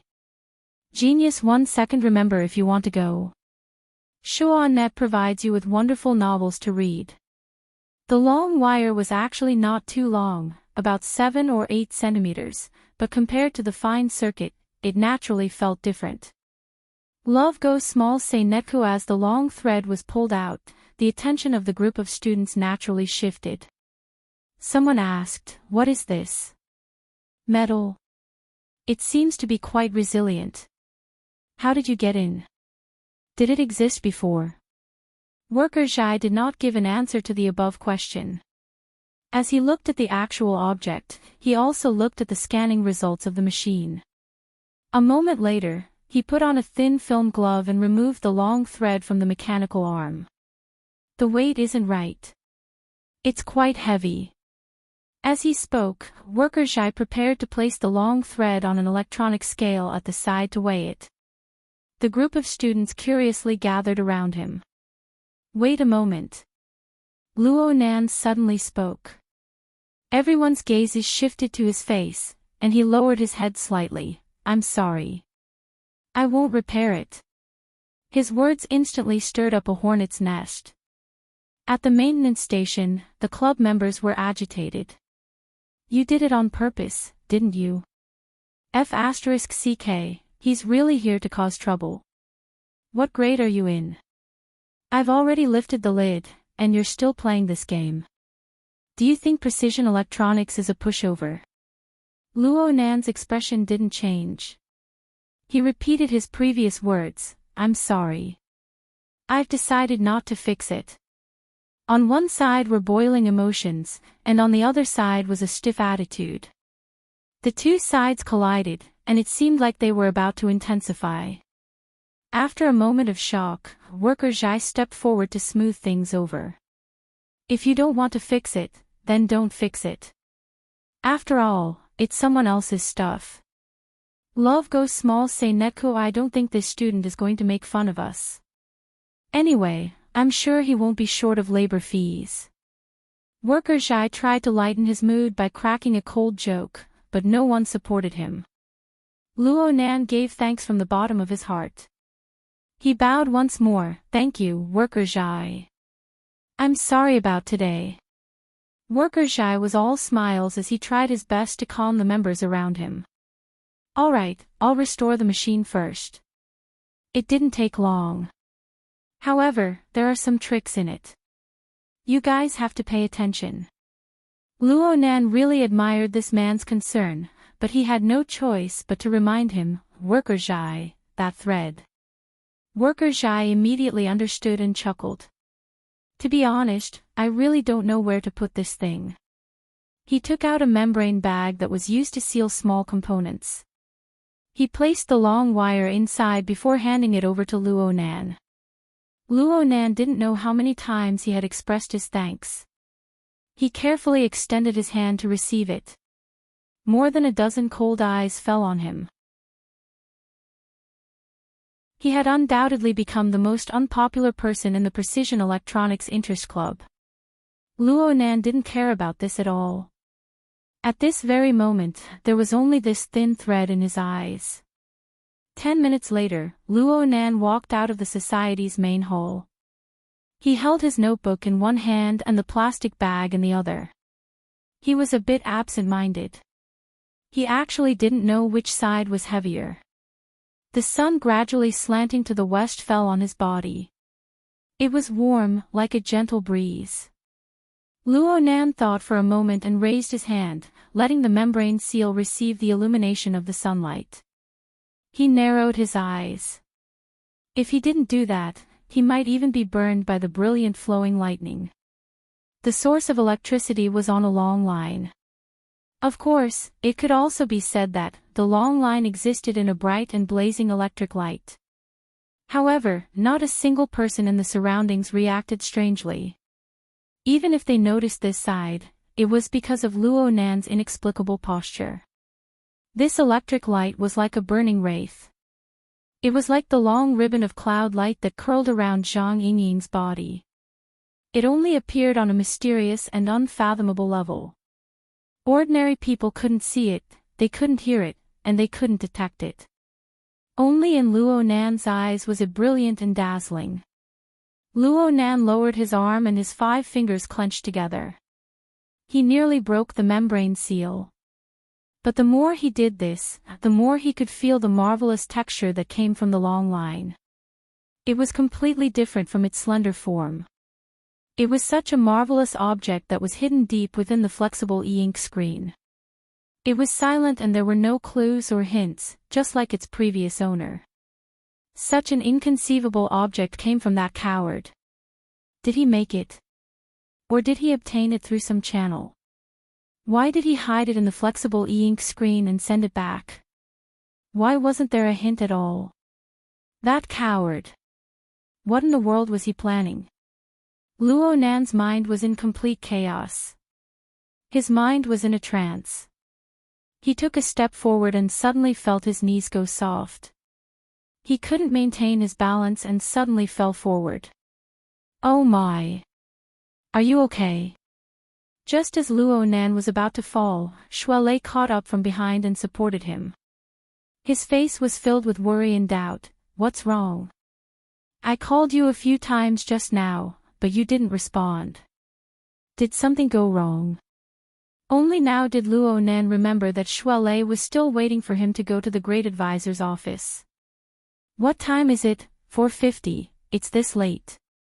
Luo Nan was shocked at first, but then he remembered that he had stayed at the maintenance center for at least 40 minutes. Wasn't it almost time? Fortunately, Shuelei was stubborn and had been waiting for him all this time. Then let's hurry up and go. Luo Nan took the membrane seal with the long needle and stuffed it into the cover of his notebook. He put it aside for now. He needed to calm down and organize his thoughts. Shuelei had been anxious to the point of hopping. But when he saw Luo Nan's body's performance, his center of gravity naturally shifted. I say, Nanster. Your body is a bit weak. You probably lack exercise normally. In my opinion, if you come to our Daoguan and train for a few months, you'll absolutely make a huge difference. Luo Nan stopped the campus trolley and pulled Shuelei aboard. At the same time, he used his wristband to design the shortest route to the Great Advisor's office. His mouth smoothly replied, I have time. Then it's a deal. Luo Nan suddenly understood why Shuelei and Chen Xiaolin were a couple. The route was planned properly and with a bit of luck, Luo Nan and Shuelei practically stepped on the dot and entered the Great Advisor's office. There weren't many freshmen who entered the school halfway through. There were even fewer who hadn't joined a society by the end of the month. However, the office was packed to the brim with a dozen or so people. Luo Nan and Shuelei were the last to enter. They originally wanted to hide in the back of the crowd, but Shuelei's size was truly eye-catching among the group of 15 and 16-year-old youths. Even Luo Nan was implicated. The last to arrive. Come to the front. The Great Advisor, Li Mingde, was known as the Old Immortal. He was nearly 70 years old. He had pretty much reached the age of retirement. His body was maintained quite well. He was tall and thin with a sage-like appearance. He was usually reserved in speech and manner. He looked hard to get close to. Reality proved that this person was indeed hard to get along with. There was a slight commotion in the crowd. Luo Nan and Shuelei helplessly acted as targets and moved to the very front. Li Mingde used a stern gaze to cut Luo Nan and Shuelei's faces before looking at the others. This move of killing the chicken to warn the monkeys was indeed effective. The originally somewhat undisciplined students all tightened their bodies one by one, acting obedient.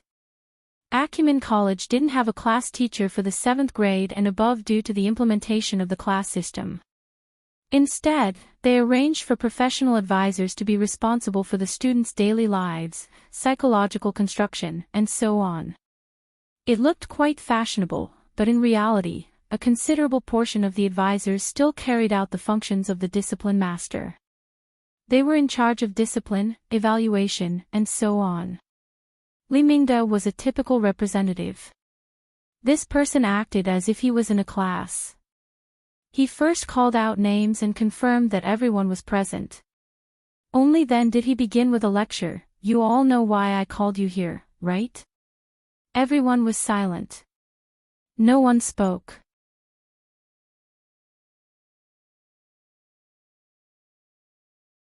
Chapter 41. Genius 1 second. Remember, if you want to go. Shuanet provides you with wonderful novels to read. Li Mingda's face darkened. Acumen College's society life is very important. It's fine if you didn't understand before, but after the society promotion conference on the 24th, can you still not understand? During the meeting, I told all of you to take this seriously and find a club that you like as soon as possible. Apply to join it and avoid having your credits deducted. After so many days, most of the 100 or so participants have come up with a result, but what about you? He knocked on the table, and the sensor activated a simple AR device, displaying a list of information. Shuele joined the traditional martial arts club on the 25th, then quit. Their skills are too crude. Shuele tried to explain, but Li Mingda glared at him fiercely. Luo Nan also cast a glance. He felt deep admiration. Then it was his turn, and you, Luo Nan. You said that you would participate in the interview for the Mystic Arts Research Society on the 27th, but you didn't go. He skipped classes for the entire day. Luo Nan opened his mouth, wanting to explain, but in the end he shut his mouth. He just stood there quietly. One by one, Li Mingda pointed out the other people's failed or even blank club experience. In the end, he sneered, "You guys are very calm. I've already said it during the club promotion meeting. According to the school's rules, the total credit for a club is 24 points for 3 years. Each year, 8 points will be deducted. If you don't join a club, all 8 points will be deducted. Let's do the math. How many additional courses do you need to take to make up for the gap?" To the students, this was the most realistic problem. After all, a main course only gave them 4 credits a year. The gap between 2 main courses was enough to wipe out most people's year's worth of hard work. At that moment, there was an uneasy commotion in the office. It seemed that the school was serious. This was too different from their previous school. At this moment, Li Mingda gave them another heavy blow. The final deadline for new students to join the club is September 30th. Today is the 28th. I still have time, right? But I have to remind you that tomorrow is the weekend. Most clubs won't be accepting new members. A bunch of people lowered their heads to look at their watches, and then their faces turned ashen. Love Go Small say Netka the club activity would end at 6:00, but it was already 5:20 now. In other words, even if he turned around and left now, he would have less than 40 minutes to find a club, apply for membership, and go through the procedures. This was assuming that the club was willing to accept him. Someone immediately screamed, "Isn't he dead for sure?" Shuele and Luo Nan glanced at each other. They discovered that this situation was extremely similar to what Chen Xiaolin had warned them about. They lowered their heads and played dead. Li Mingda waved his hand when he saw the group of people who were either lifeless or devastated. "Whether it's the school or me as a consultant, I've already fulfilled my obligation to inform you. As for the choices you've made, you'll have to bear the consequences yourself. Alright, time is running out. If you still want to save your credits, hurry up and work hard. Hey, that's it."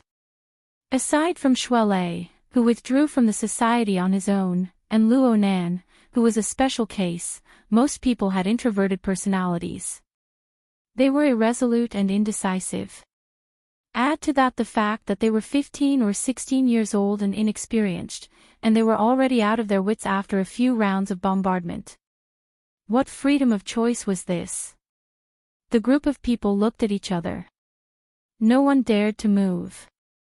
Some of the more timid ones were already on the verge of tears. Luo Nan and Shuele, who originally wanted to withdraw, found it embarrassing to move again.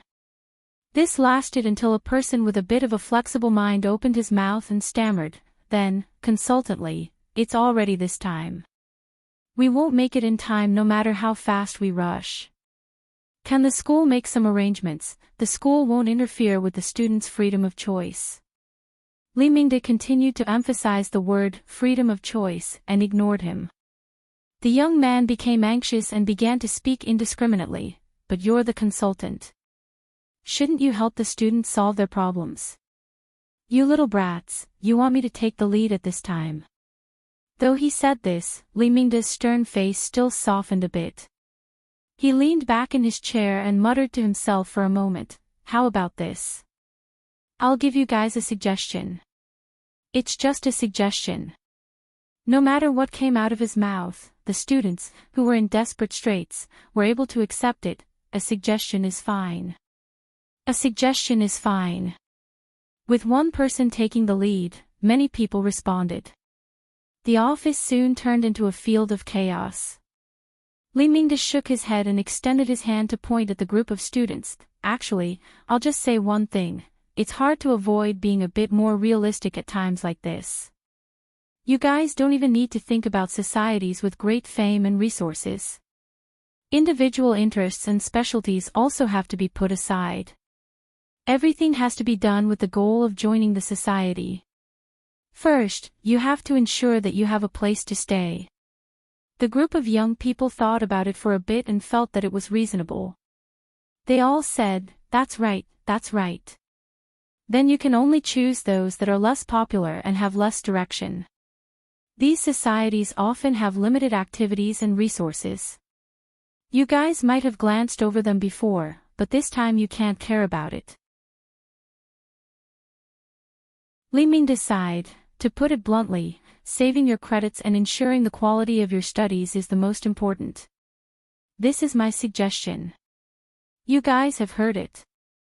Now hurry up and do it." The dozen or so young people looked at each other. It sounded reasonable, but it was a bit too general.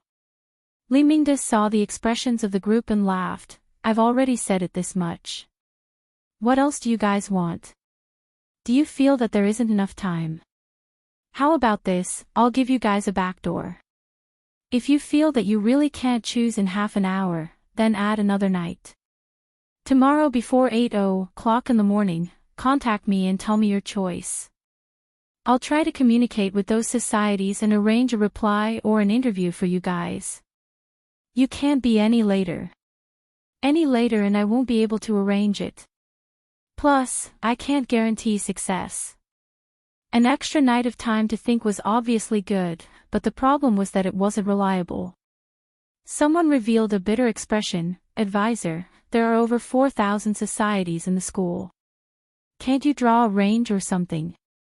Do you think this is a final exam?" Li Mingde glared at him and pondered for a moment. He knocked on the table and the AI office system switched the interface. A string of society names appeared according to the conditions he had set down. There were 30 to 40 societies. I've searched a few in the administrative system. You guys can take a look. The crowd squeezed forward, and Shuele, who was at the very front, swept his gaze over and laughed. Cannibal Potted Art Interest Group. Hazy Female Poetry Psychological Research Society. Nebula M31 Advanced Life Telepathy Society. What the hell? Luo Nan didn't join in the fun. He was dizzy from being squeezed by the crowd, so he took advantage of the crowd to retreat backwards, temporarily hiding in peace. The matter of school credits and societies were admittedly important, but most of his brain was still stirring with that long electric wire. He unconsciously took out the membrane bag and stared at it in a daze. And at this time, he saw that the electric wire had already pierced a small hole through the bag. Half of it was exposed, and it appeared to be sharper than he imagined. The material is indeed special. But how could this be a problem with the material? Luo Nan finally pinched the long wire in his hand, but he was stupefied in the next moment. This was the first time he made contact with it without any obstacles. The long wire felt excessively slender to the touch, but there was an inconceivable temperature that seeped into him. He carefully savored it. It was neither hot nor cold, but it was like a numbing electric energy. It was guided from his fingertips and instantly spread throughout his entire body. His body didn't do anything, but the long wire that fluttered with the breeze in the room suddenly sprang straight. It was like an extremely tough needle, trembling back and forth. Luo Nan was immediately stupefied. He didn't know what kind of principle this was. His wristband vibrated slightly during his puzzlement. A phone call came in. He instinctively extended his hand to press it, but he forgot about the long wire that was trembling at his fingertips. He pushed it forward, and the front end of the long wire made contact with the side of his wristband. Unexpectedly, there was no sound. It pierced straight in, and half of its length of 7 or 8 centimeters went in an instant. And at this moment, electricity ran through Luo Nan's hand. His fingertips went numb, and he couldn't hold it for a time. He watched helplessly as the remaining half of the long wire drilled in. It was like a living creature, and it disappeared in the blink of an eye.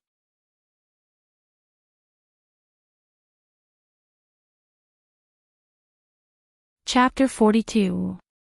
Genius 1 second. Remember if you want to go. Shuon.net provides you with wonderful novels to read. Luo Nan stared blankly at all of this. He was completely unable to stop it. Probably because it was pierced by the long thread, the interface of the bracelet that lit up instantly became chaotic, and then the screen went off. But the screen lit up once more in less than half a second and returned to normal. There were still incoming calls, and there were still vibrating reminders. But Luo Nan noticed that the style of the interface was clearly different from before. Furthermore, he looked strangely familiar. He stared at the interface of the wristband in a daze until Shuelei walked over and reminded him, "Hey, the phone." It was as if Luo Nan had awoken from a dream. Only now did he truly see the message of the communication number clearly. His eyelids twitched, and his first reaction was to block this fellow. In the blink of an eye, the first round of tremors had just ended, but right after that, the second round came. Luo Nan let out a breath and answered the call. In the next moment, a hearty, friendly, and magnetic voice came from the bracelet. "Brother Nan, it's me, Xie Junping." "I know which one you are." Luo Nan really didn't want to pay attention to this person. From yesterday until now, more than 30 hours of torment, as well as the subsequent troubles that could be seen and not seen, all stemmed from this fellow's outrageous behavior. If this bastard dared to immediately show himself, Luo Nan would absolutely be happy to do some experiments on his body that were normally inconvenient. Luo Nan wouldn't even blink. However, Xie Junping's shamelessness had reached a new level. Seeing that Luo Nan was silent for a moment, she immediately apologized profusely. I'm really sorry. Junior Nan, yesterday's matter was all on me. Actually, I should have contacted you last night, but because I had to prepare something, I didn't have the time to talk about it in detail. How about this? I'll go to school right now. Junior Nan, where are you? Let's meet up and I'll apologize to you face to face. Xie Junping affectionately called Luo Nan, little brother Nan, but Luo Nan had goosebumps all over his body when he heard it. This fellow must have pondered for a long time on how to address him before coming up with such an answer. Luo Nan really didn't want to be involved with this sort of person. He responded in a lukewarm manner, "Senior, there's no need to be so polite. I have things to do over here." "What is it? Do you need help?" "I'm free today, so I can still lend a hand." Luo Nan shook his head as he listened. "Can't you show some of the arrogance of a rich second generation?" Wagging his tail like that, anyone would know that he had ulterior motives. Strangely enough, Xie Junping's words were filled with nervousness. Could it be that he was still worried about that trivial matter being exposed? It didn't matter if it was the nightclub or the fated one. Luo Nan's understanding of Luo Nan's lower limits would be refreshed if Luo Nan didn't handle this matter well. It's nothing, I can handle it myself. Right now Luo Nan was completely convinced by his older cousin Mo Ya's words. Getting entangled with this group of rich kids was bound to not have any good consequences. Li Xueqing was like this, and Xie Junping was more or less the same. However, Xie Junping's pestering skills were also first-rate. Efficiency, efficiency. Why drag it out to an hour when we can finish it in 10 minutes? Where are you? Can you share your coordinates? I'll go find you. Luo Nan frowned, but he instinctively glanced at the interface of his wristband. The screen that had darkened during the call automatically lit up, displaying a small and exquisite interface. It was indeed different. Previously, Luo Nan's wristband interface had a classic automatically formulated theme. The color was white, concise and bright, without any embellishments. But now the main color of the interface had changed to a space blue. There were fine stars decorating it, and even the software icons had been replaced. The problem was that it was still so familiar. Aside from the slight difference in the layout, this was clearly the interface theme of his flexible e-ink screen. Damn it. The matter with the wristband interface was truly strange. Luo Nan felt that his brain wasn't enough to handle it. He didn't want to stay in the noisy office, so he called out to Xue Lei and walked out first. Without a doubt, he was the first person out of this group of students to walk out of the office. Xue Lei also wanted to follow, but he didn't know what the problem was. Li Mingde called him back, and he walked back with a bitter expression. Luo Nan walked out, but it wasn't good to leave Xue Lei behind. He stopped in the hallway outside the door and waited.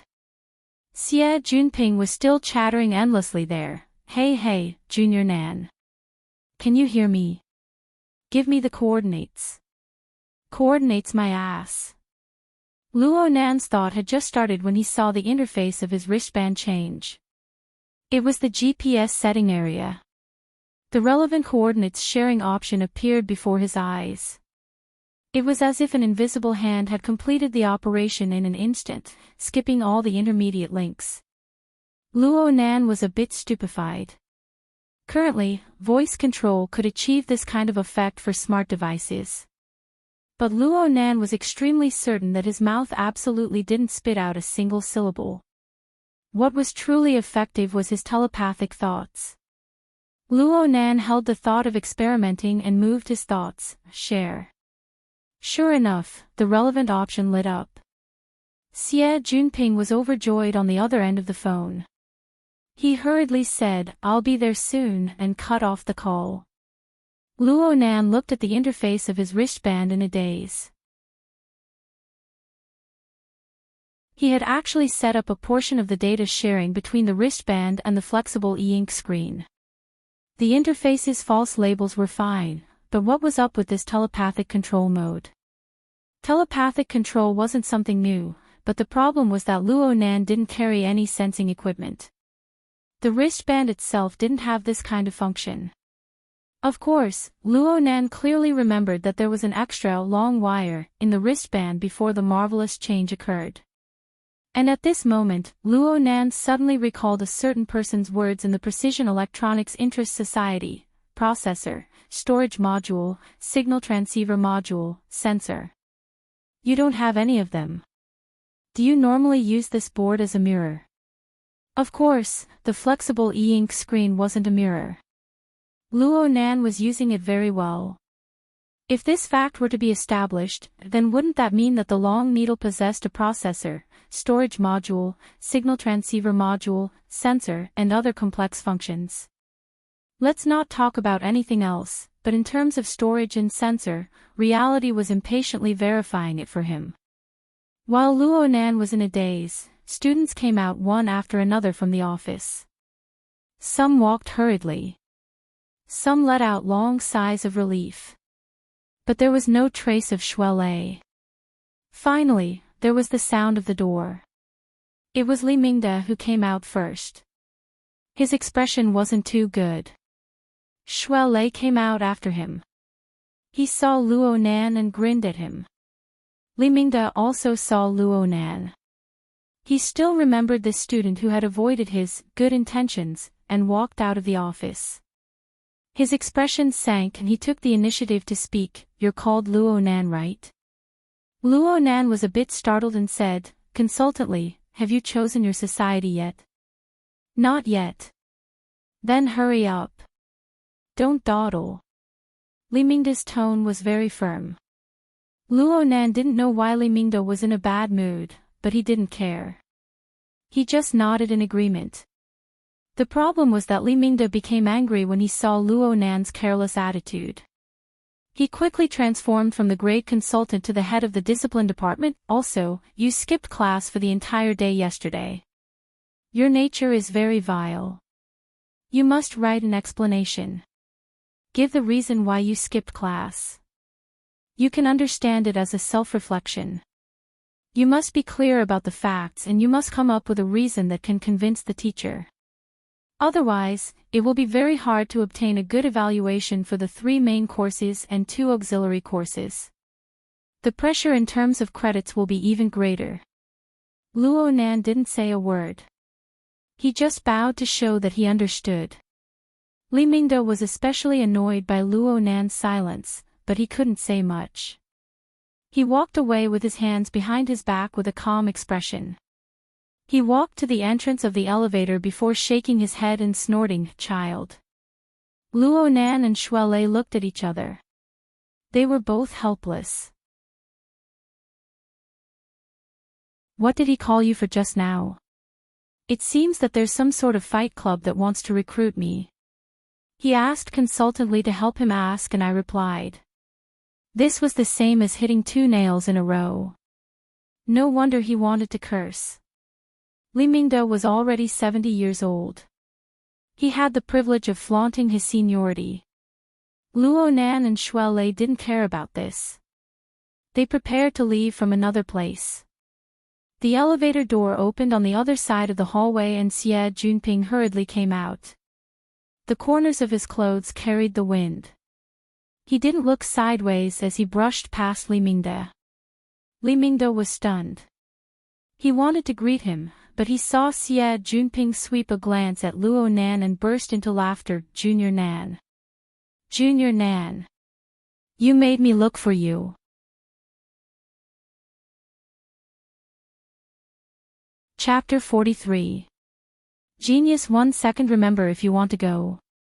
Shuai provides you with wonderful novels to read. After a whole day of recovery and preparation, Xie Junping had completely thrown away his drunken and lethargic image. Love goes small say Netku at this moment. He was a cheerful and easygoing young man. He chased after Luo Nan with a few steps. He originally wanted to give Luo Nan a hug or something, but he saw that Luo Nan had no such intentions. He could only shake Luo Nan's hand, not letting go. He shook Luo Nan fiercely. "Brother Nan, it's all thanks to you, all thanks to you." Luo Nan was unable to endure Xie Junping's enthusiasm. He pulled his hand out and took the opportunity to introduce Xie Junping and Shuai to each other. Xie Junping treated Shuai as a good friend of Luo Nan's.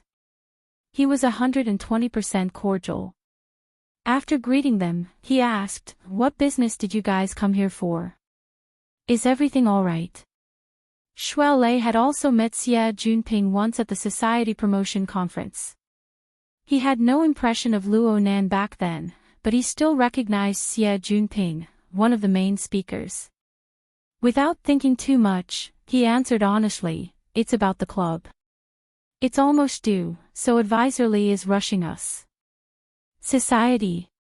Consultantly. "Brother Nan, did you join?" Xie Junping was shocked and turned his head to look around.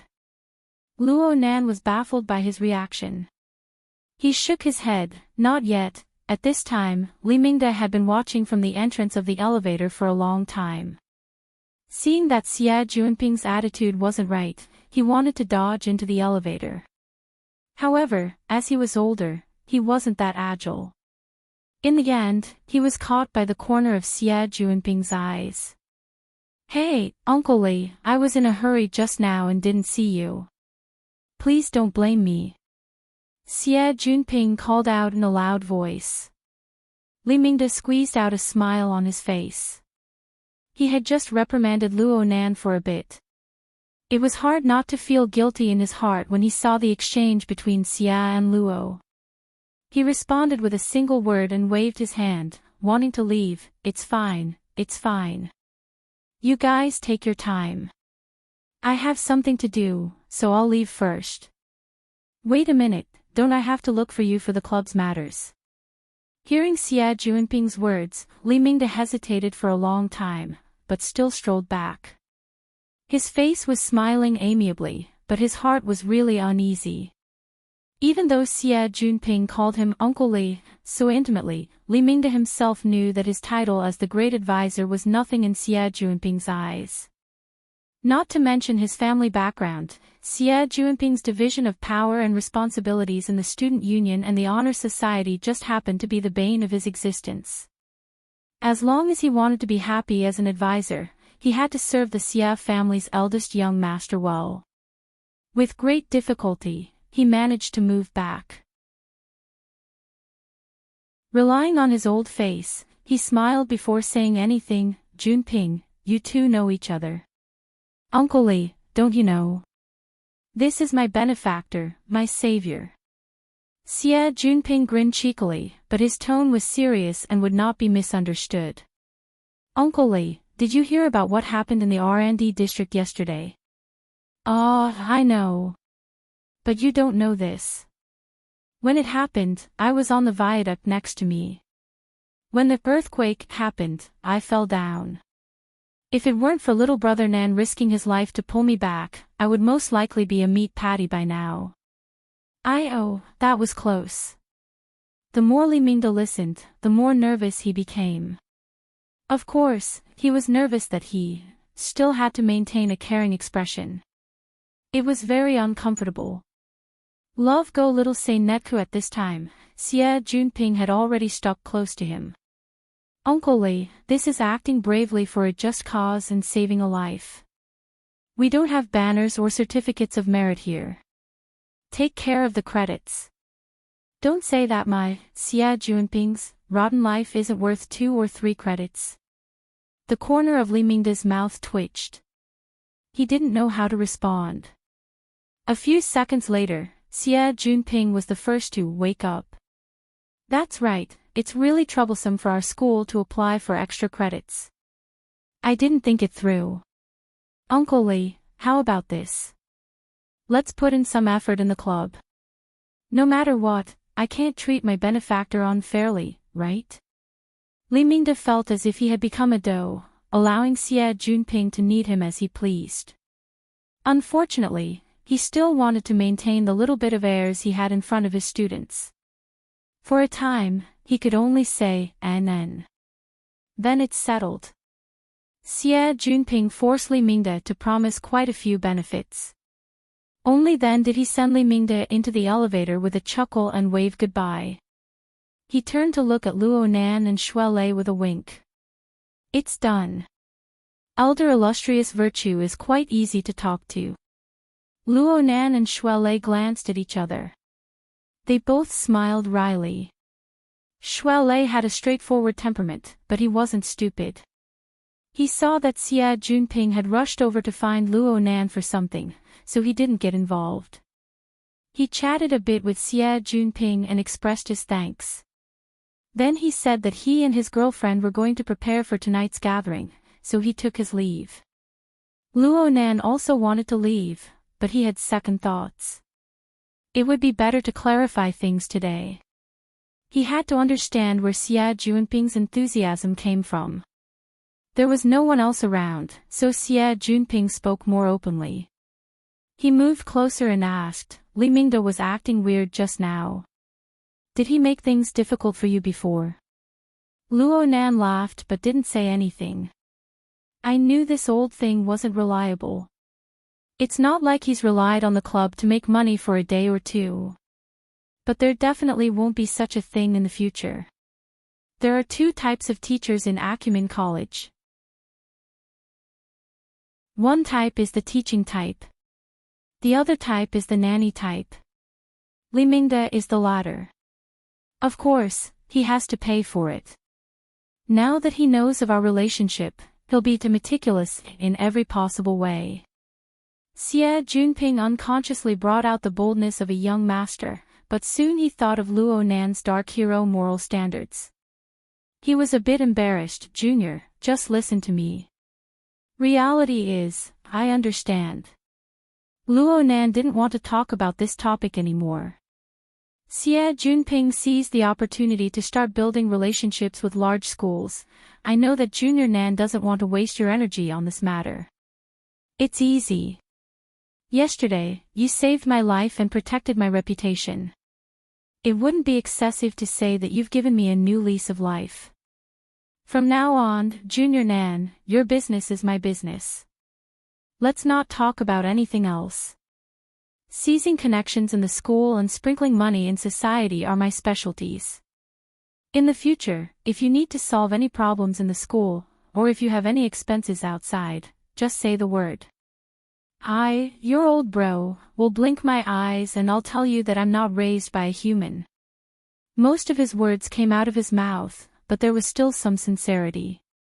It was just that he spoke too much, making people unable to feel at ease. He might have lost his mind and spouted nonsense. In the end, both sides would be embarrassed. Luo Nan had a sense of propriety in his heart. He treated Xie Junping the same as before. Senior's words are too serious. Xie Junping moved closer and revealed a mysterious smile. Brother Nan, it's not my style to thank you with empty words. How about this? I'll take you to a place. Senior, don't misunderstand. Let's talk seriously. I came here today to truly express my thanks. My attitude is very serious. Junior, you must give me some face. Xie Junping grabbed Luo Nan's arm and brought out a stubborn attitude. It's not even 6:00 yet. The club activities haven't ended yet. Junior, give me a bit of time. If you're not satisfied at 6:00, you can turn around and leave. I absolutely won't stop you. Luo Nan lowered his head to look at the time on his wristband screen. What entered his eyes was a sheet of pitch-black darkness. He tapped it again and a low battery prompt appeared on the screen. Then he entered a low-power standby state. The battery consumption was a bit fast. Luo Nan remembered that his wristband still had at least half of its battery left. Normally, it wouldn't be a problem for it to last for a month. The current situation clearly didn't make sense. He muttered to himself for a moment before he was forcefully pulled by Xie Junping into the elevator.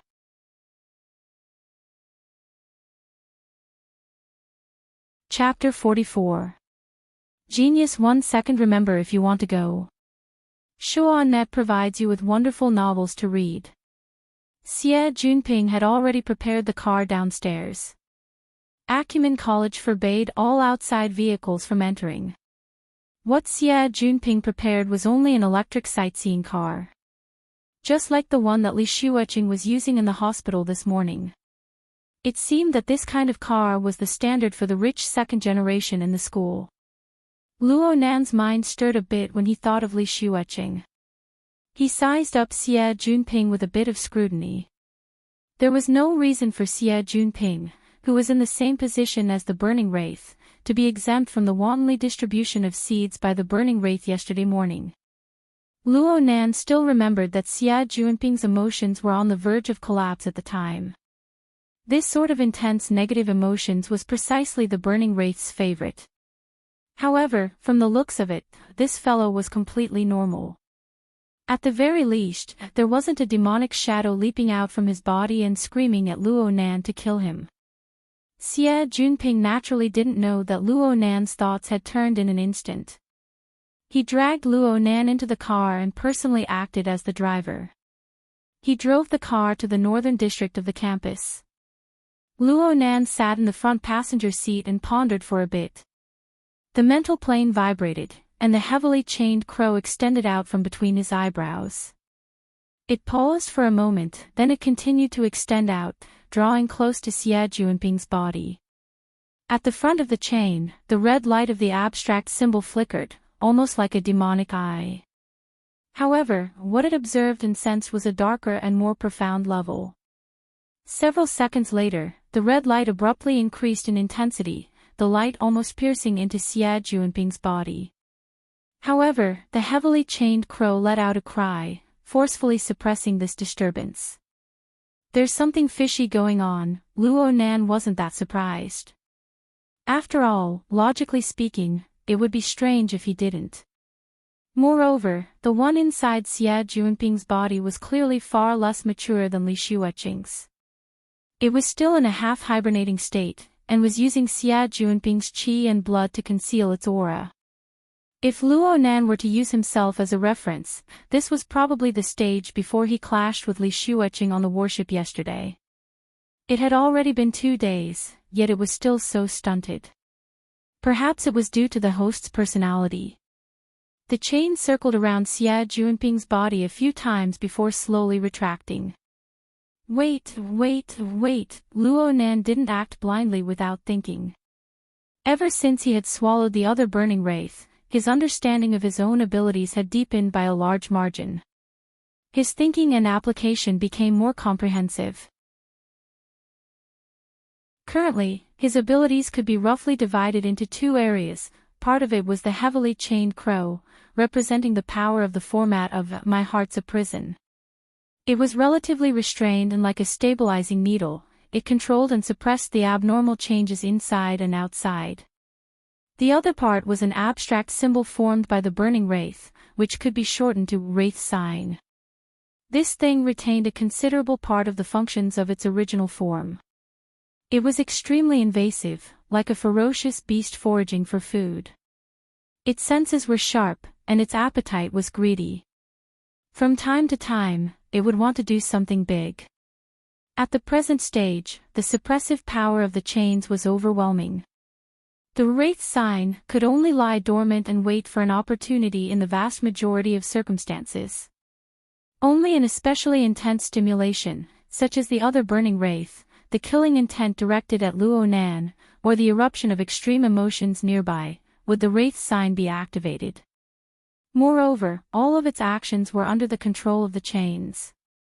From this, Luo Ji clearly understood that his foundation lay in the heavily chained crow, in the format, and that the wraith sign was just an application tool. When it came to tools, one had to carefully study their principles and usage. Xie Juanping was a pretty good reference. Well, it could be said that it was a small revenge. Luo Nan's mind stirred as the chains retracted. He commanded the chains to streak across his wrist, making noiseless contact with the wristband. The sealed enclosure of the electronic device was completely meaningless to the mental scan. The various devices inside were the same. Correspondingly, Luo Nan discovered that the resolution of his own senses had a limit. He could only have a rough sense of the internal structure of the wristband. It was extremely fuzzy. The only exception was that long thread. It was extremely eye-catching. Or perhaps it could be said that it was too dazzling. When it made contact on the purely mental plane, the dazzling radiance above the long thread was truly like lightning streaking across the night sky. Of Luo Nan's 2 ability modules, the wraith sign had no reaction whatsoever. As for the heavily chained crow, wasn't this a conducting wire? Luo Nan let out a muffled groan. He was caught off guard, and the lightning actually followed the heavily chained crow to hack into his brain from the space between his eyebrows. His body shook violently. What's wrong? Xie Juanping jumped in fright. It's nothing. Luo Nan rubbed his forehead, his expression odd. If one were to pick the best place in Acumen College, it would undoubtedly be the city wetlands that the school had deliberately circled when it was founded. As one of the green lungs of the city, this place was practically completely covered in vegetation. It breathed in and out fresh air at all times. And the slightly damp ground seemed to be able to permeate the gurgling sound of the long river that passed through the forest into one's blood vessels. Therefore, most of the beauty of Acumen College lay in the wetlands. Half of the beauty of the wetlands lay in the long river that quietly flowed through the forest. The long river divided the wetlands into the north and south banks. It also divided the tranquil and bustling areas. The bustling south bank's landmark building was the school's auditorium.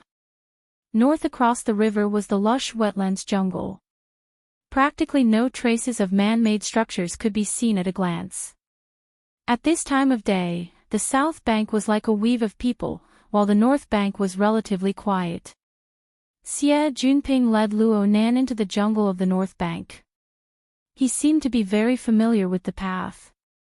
He was always able to pick the smoothest path among the small paths in the forest, and he continued to advance.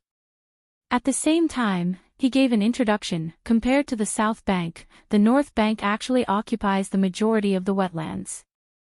Many of the school's research institutes are located here due to the good environment. However, each one of them comes at an exorbitant price. Not only do they have to pay exorbitant taxes, but they also have strict restrictions on construction materials, infrastructure methods, and structural design. As for the degree of strictness, you'll understand when you look at the auditorium. Acumen College's auditorium was well known among the schools in the entirety of Xia City. It had an ancient Oriental architectural style with flying eaves and arches. It was hidden within the jungle, and it was a part of the wetlands garden. However, the surface portion of the auditorium didn't have any practical functions.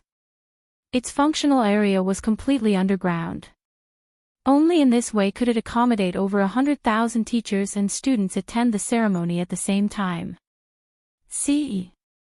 The auditorium is in the wetlands. You still have to lie down. According to the regulations, no buildings are allowed to exceed 15 meters in height within the wetlands. In other words, it's a quarter of the height of Climbing Hill. The Climbing Hill that Xie Junping spoke of was across the river from the auditorium. Actually, it was just a small mound that was only 60 to 70 meters in height. Right now, the trees on the mound were like a sea. Green, yellow, and red leaves intertwined in a gorgeous display of colors. An octagonal pavilion stood on top of the mound, giving it a wide field of view. One could practically see the entire region. It was the most refreshing view. Actually, Luo Nan quite liked to go up there and gaze at the wind from afar.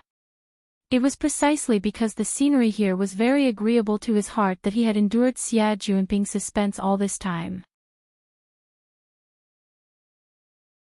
Xie Junping's mouth gushed without end. There aren't many places in the wetlands where buildings can be built. And no one can bear the crime of destroying nature. If one wants to achieve complete functionality, then one can only find underground space. But the problem is that the geological structure is within the scope of the wetlands protection. The south bank is a bit better, but digging 3 meters down from the north is against the rules. Those research institutes want to act pretentious, and that's bitter. Having said this, he winked. However, there are always exceptions to everything. Xie Junping extended his finger forward, letting Luo Nan look at the depths of the jungle. There was a corner of a certain building that sprouted dense branches and leaves.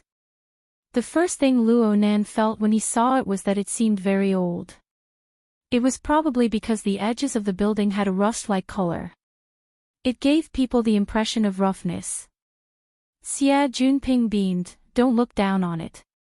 Gear, which is the building before our eyes, is an exception among the 39 research institutes and society buildings on the North Bank."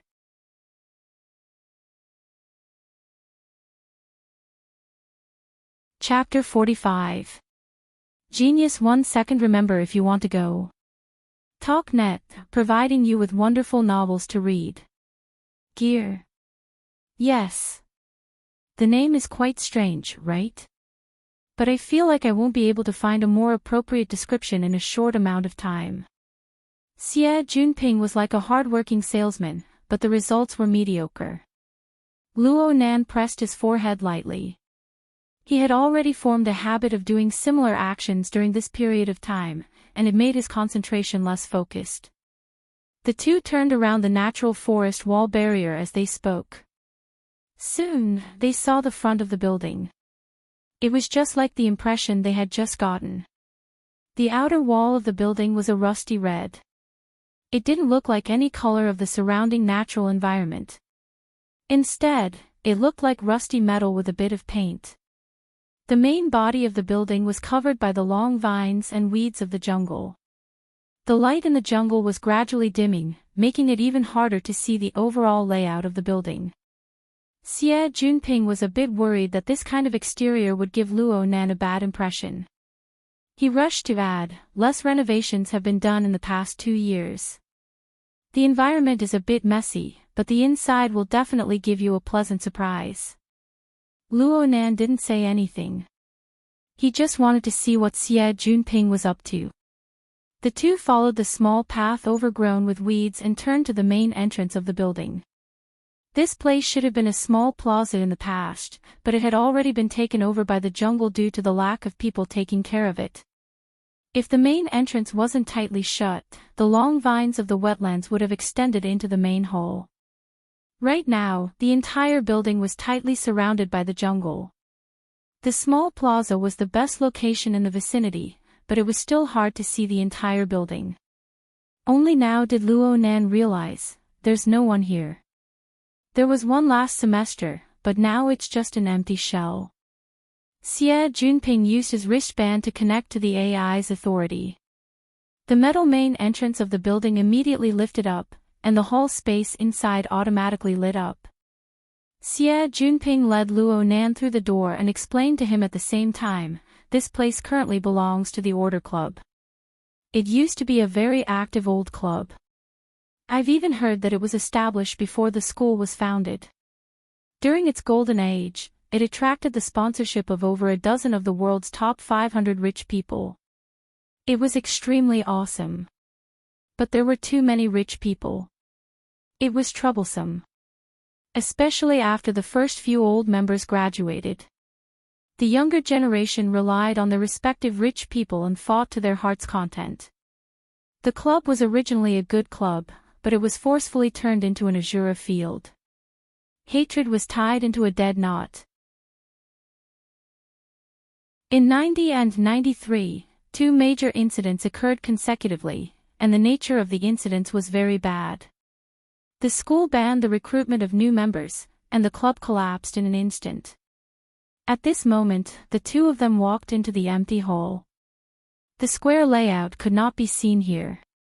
The spiral staircase, the vertical elevator, and the circular corridor divided the hall, but there was also a hint that it extended into a wider space. Xie Junping shrugged. The main structure of this building is the circle. That is probably why it is called gear. It was said that there were 15 main rooms, halls, and a large courtyard that connected all the floors. They were all round, insanely round. You might feel a little dizzy at first, but you'll get used to it. Luo Nan didn't feel any discomfort. On the contrary, he was a bit curious. Xie Junping continued to introduce, the club has indeed reached its end in this generation. Actually, the qualifications to recruit new members were going to be restored this semester. But those idiots didn't court death. Last semester, a financial problem occurred. All of the rich people withdrew from the club, and the flow of funds was completely cut off. The old members left the club one by one. The few that didn't leave were all related to the case. They are still under investigation. Once their crimes are confirmed, the club will automatically disband. Xie Junping sighed hypocritically. The club hasn't even disbanded yet, and there are already people fighting to the death outside. Luo Nan was a bit surprised. This place is very popular. Of course. The club and the school has been eyeing the North Bank for a long time, especially gear. It occupies half a hectare.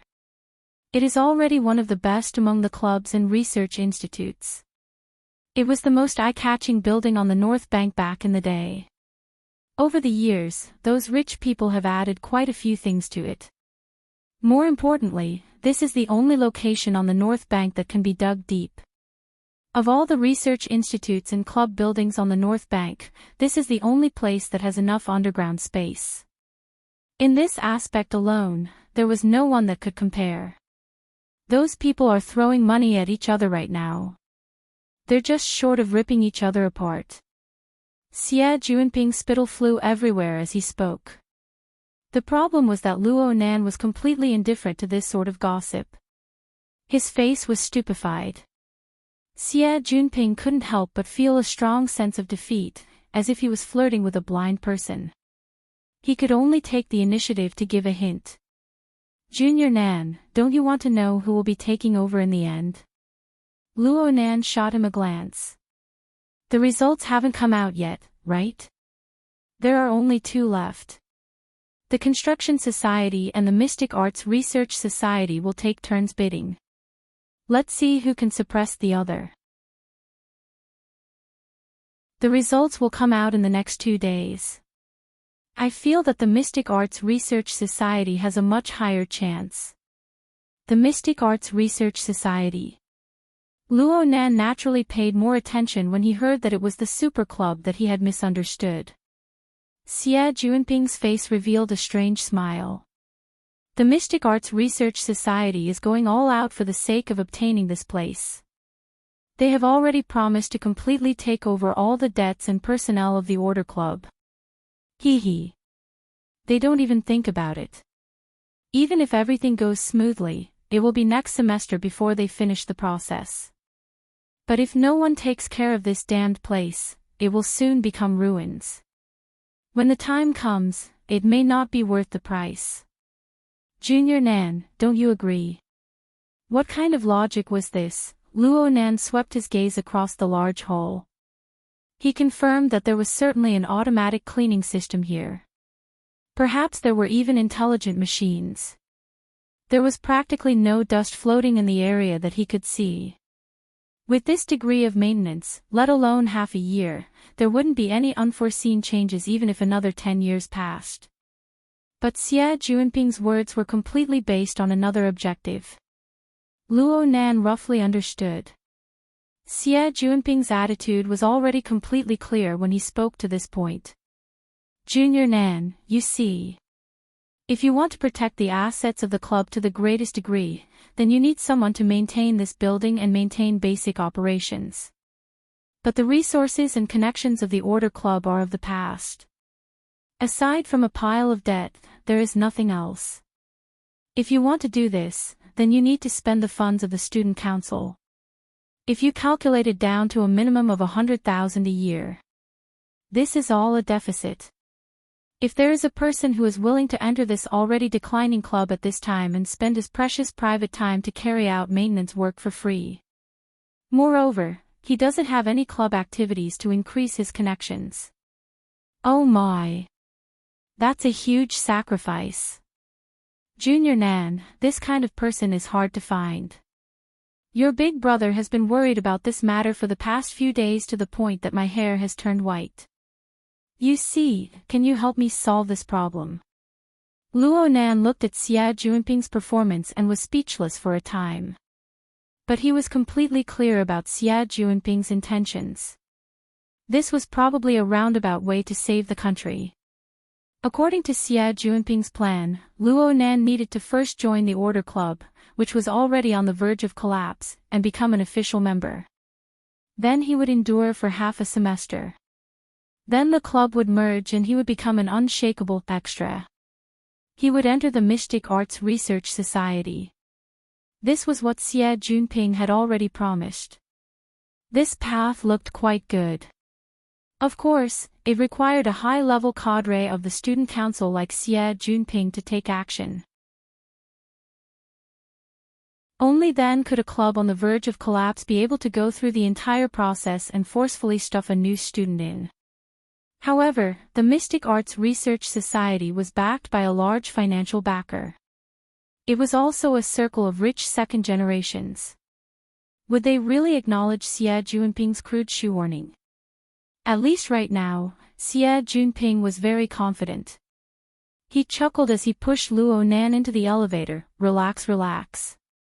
I'm very familiar with that side.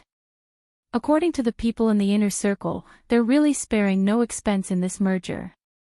I've already given them a heads up before. 1 or 2 people isn't much. Junior Nan, I'm not being unreasonable. If it weren't for yesterday's confusion, causing you to miss your exams, why would we need to go around in circles? This damned place hasn't had a good time ever since Yan Hong's reputation was ruined and the research team was disbanded. They say that we're taking advantage of them. I'd even say that we're committing a crime. A certain name entered Luo Nan's ears and he stopped in his tracks. He suddenly turned his head. Which one are you talking about?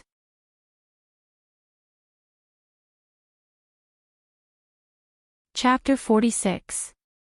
Genius 1 second. Remember if you want to go. Shuonet provides you with wonderful novels to read. Oh, right on target. Xie Junping's eyes were practically brimming with tears when he saw Luo Nan's intense reaction. Was it easy for Brother MB to hold it in the entire journey? Wasn't it to see this expression on your face? Xie Junping felt that all of his homework hadn't been done in vain just from this instant's harvest. Even someone as wooden and reserved as Luo Nan had to break through when facing his family's great enemy. His degree of devotion had clearly increased by several levels. If this goes on, I'm not afraid that you won't accept my kindness. Feeling that things were finally on the right track, Xie Junping relaxed and felt that his acting skills were off the charts. He blinked and pretended to be innocent. What do you mean by that? Luo Nan stared at him. You said Yan Hong. Which Yan Hong?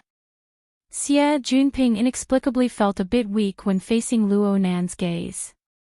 But he still answered step by step, it's the one who used to be a professor at the academy.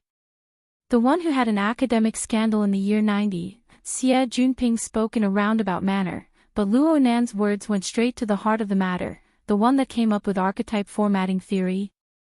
His laboratory is here. Yes, I've been here since I was hired as a professor in 1983 until 1990. Xie Junping could recite the information he had just collected fluently. If he remembered correctly, these were precisely the 2 most important year nodes that Zhang Yingying had analyzed to have an impact on Luo Nan's life. Luo Nan was silent for a few seconds. He moved to the side, no longer blocking the elevator door. Xie Junping took the opportunity to enter, chose a floor, and the elevator began to descend. In an enclosed space like the elevator, where there was nothing to do, silence was the most awkward. Xie Junping tried to liven up the atmosphere, but Luo Nan took the initiative to speak. Senior, looks like you've done a lot of homework. It's here. That's it. Xie Junping didn't want to be an idiot who did good deeds without leaving his name. Talking to smart people really saved him a lot of effort. He grinned and said, it's all right. Helping you, Brother Nan, is also to relieve my guilt. Naturally, I have to do my best. The so-called effort was not an exaggeration at all.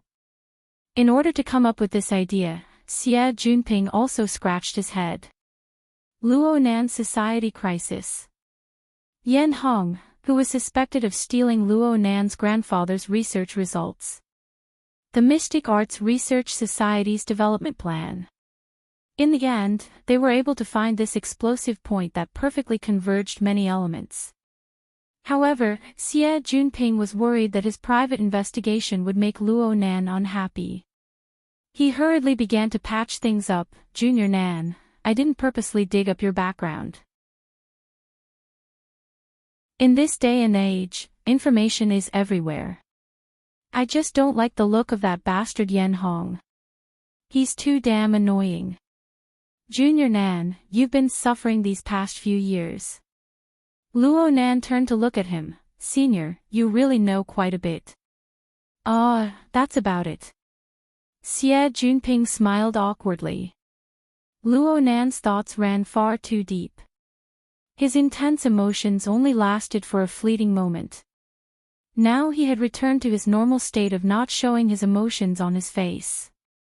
Hard to please. At this time, the elevator had reached the 4th floor, which was about 15 meters underground.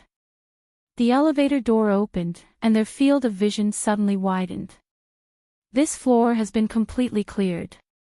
It belongs to Gear's central control room. The basic layout of the building was that the 4 floors above ground belonged to the Society's activity area, and the 7 floors below ground belonged to the experiment area. The underground space exceeds the above-ground space. Of course, this is the only building on the North Bank to have such a thing. Xie Junping forcefully raised his spirits and explained to Luo Nan, right now the central AI is operating at a low consumption rate. I'll activate it later and we'll be able to find out just how many usable resources are left in this building. Luo Nan's focus was on something else. Can we still find Yan Hong's experimental data from before? This really isn't easy. Xie Junping scratched his head and said, back when Yan Hong's academic scandal broke out, it was said that he specifically designed an experimental accident to destroy many key locations and annihilate the evidence. Afterwards, Quantum Corporation received all of his experimental legacy and they pretty much cleaned out this place. But if we look carefully, we might be able to harvest something. Xie Junping was afraid of dispelling Luo Nan's interest, so he forcefully changed his words in the end. Luo Nan was very clear about these thoughts. He knew that if he didn't clearly express that he enjoyed it, who knew how long this person would be on tenterhooks.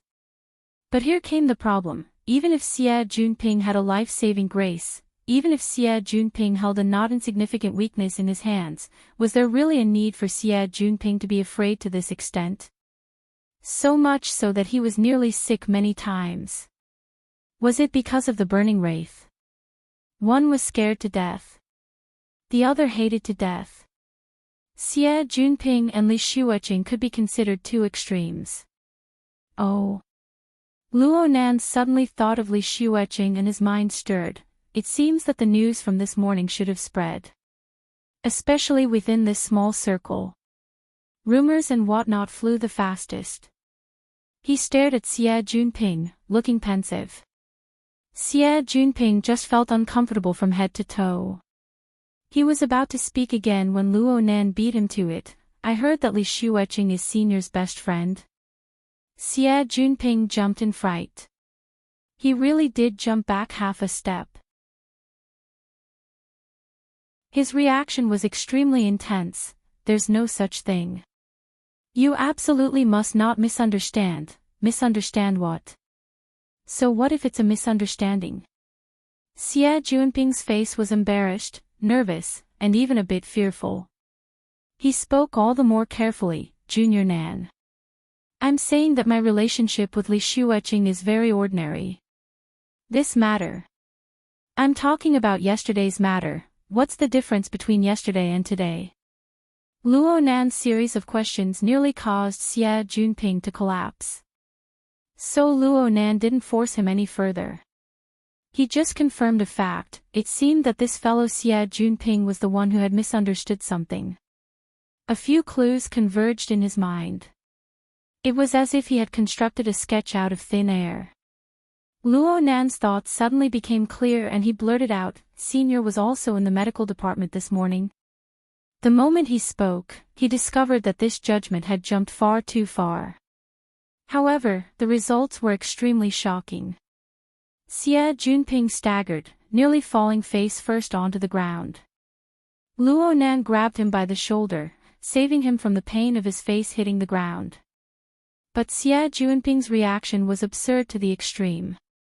He screamed, I didn't see anything. All right, the matter was finally made clear. Xie Junping really was in the medical department this morning. Moreover, he was in the same hospital as Li Shuoqing because of a fight over a woman's affections. Li Shuoqing ran fast during the earthquake, so Xie Junping fell behind. Li Shuoqing and his group were in a hurry. They didn't see Luo Nan in the crowd, but Xie Junping did. And he saw with his own eyes that Li Shueqing and Luo Nan passed each other for a few seconds before Li Shueqing fell unconscious. Li Shueqing sank into shock and was still in the intensive care unit. If it were anyone else, they wouldn't have thought too much about it. But Xie Junping knew of the conflict between Luo Nan and Li Shueqing. He also obtained a few details from Lian Yu and the others. More importantly, his life was hanging by a thread yesterday morning. He was awed by Luo Nan's strange gaze. The more he thought about it, the more he felt that it was mysterious. He unconsciously leaned towards a few bizarre directions. He originally wanted to find Zhang Yingying to discuss this, but for some unknown reason, he was unable to contact her for an entire day. It was as if the hidden indigo firm had closed down. Perhaps he could only do it himself and think of this move. On one hand, he wanted to build a good relationship with Luo Nan. On the other hand, he wanted to recruit a capable person. Xie Junping's current state was completely unfazed. He just needed to use a bit of strength and he would be like a bamboo tube pouring beans. Luo Nan sighed and patted Xie Junping's shoulder. Xie Junping had said so much, but he had missed the most crucial reason. Of course, Xie Junping himself was completely unaware of it. Luo Nan borrowed the action of patting Xie Junping's shoulder to shake the heavily chained crow. It came out from between Xie Junping's eyebrows, and the wraith sign flickered with red light. It instantly pierced in and out of Xie Junping's body. Xie Junping shivered inexplicably. And on a plane he was unable to reach, a dark red glowing mist escaped from his body. It was blocked head-on by the heavily chained crow and dispersed with a wave.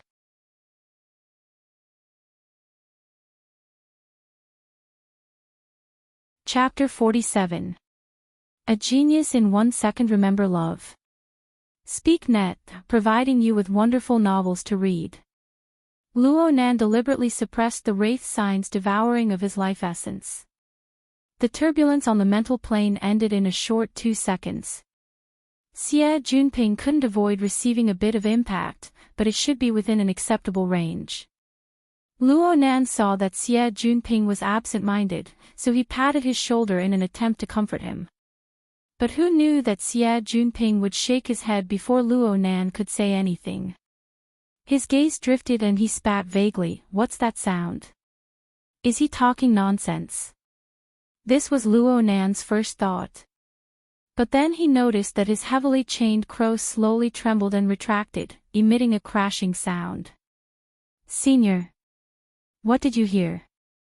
Xie Junping's face turned towards Luo Nan, but his gaze was unfocused. He opened his mouth and suddenly fell backwards. Luo Nan had to support him to prevent the back of his head from smashing into the ground. But right now Xie Junping had already sunk into an unconscious state. He was drowsy, as if he was having a nightmare. His body temperature rose and fell, causing his wristband to start a health alarm and send a signal outwards. The problem was that they were 15 meters underground, and they were in the former laboratory. The signal shielding was in place. No matter how advanced the wristband was, it was destined to be useless. The effects of destroying the parasitic burning wraith were this serious. Luo Nan absolutely didn't expect this. He had clearly controlled the damage to Xie Junping's life force. Could it be that the connection between the burning wraith and Xie Junping on the mental plane was deeper than expected? Luo Nan's expression was grave. He let Xie Junping lie on the ground, and the heavily chained crow came out again. He let the wraith sign probe Xie Junping's body from inside out. The problem was that there were no more abnormalities. At least on the level that the wraith sign was able to probe. As for the state of Xie Junping's body, Luo Nan was even more powerless. The structure of the human body was far too precise and complex. Luo Nan had used drugs to shape his format and mutate his nervous system. This was already a bold cognition and transformation of the body. But what he understood was still a drop in the ocean. Luo Nan really didn't wish for Xie Junping to be like this. But things had already happened. He couldn't do anything about it. He pondered for a moment, then he carried Xie Junping on his back. He prepared to deal with Xie Junping on the surface. From the functions of Xie Junping's wristband, as long as the signal could go out, he should be able to alert the network and call for medical help. Truthfully speaking, carrying Xie Junping on his back wasn't easy for Luo Nan at all. This guy weighed about 70 to 80 kilograms.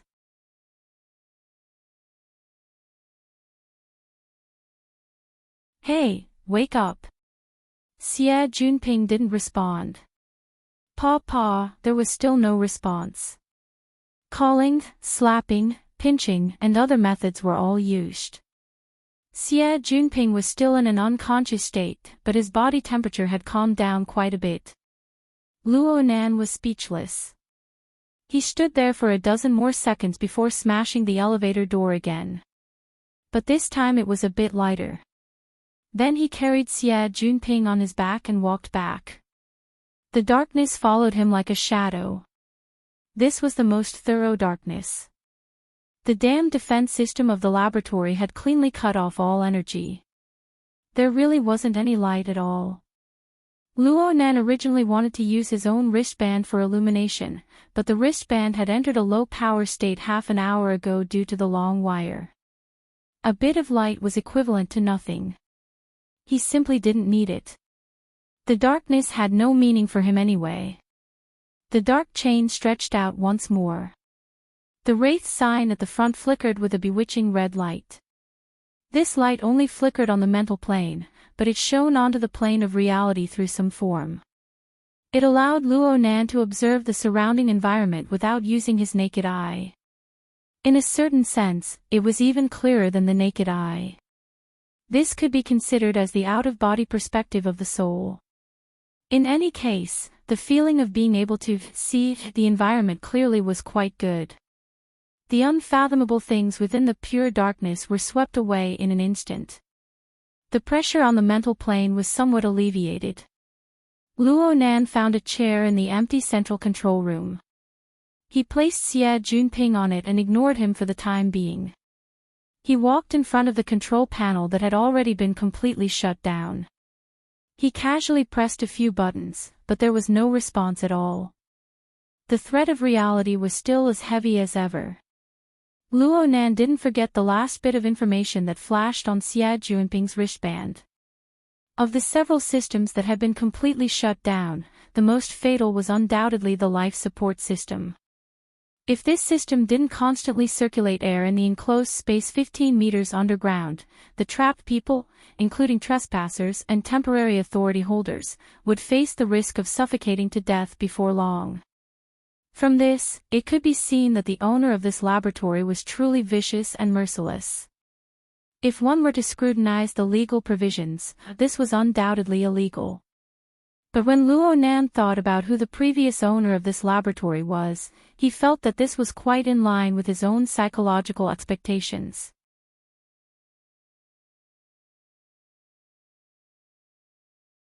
Chapter 48.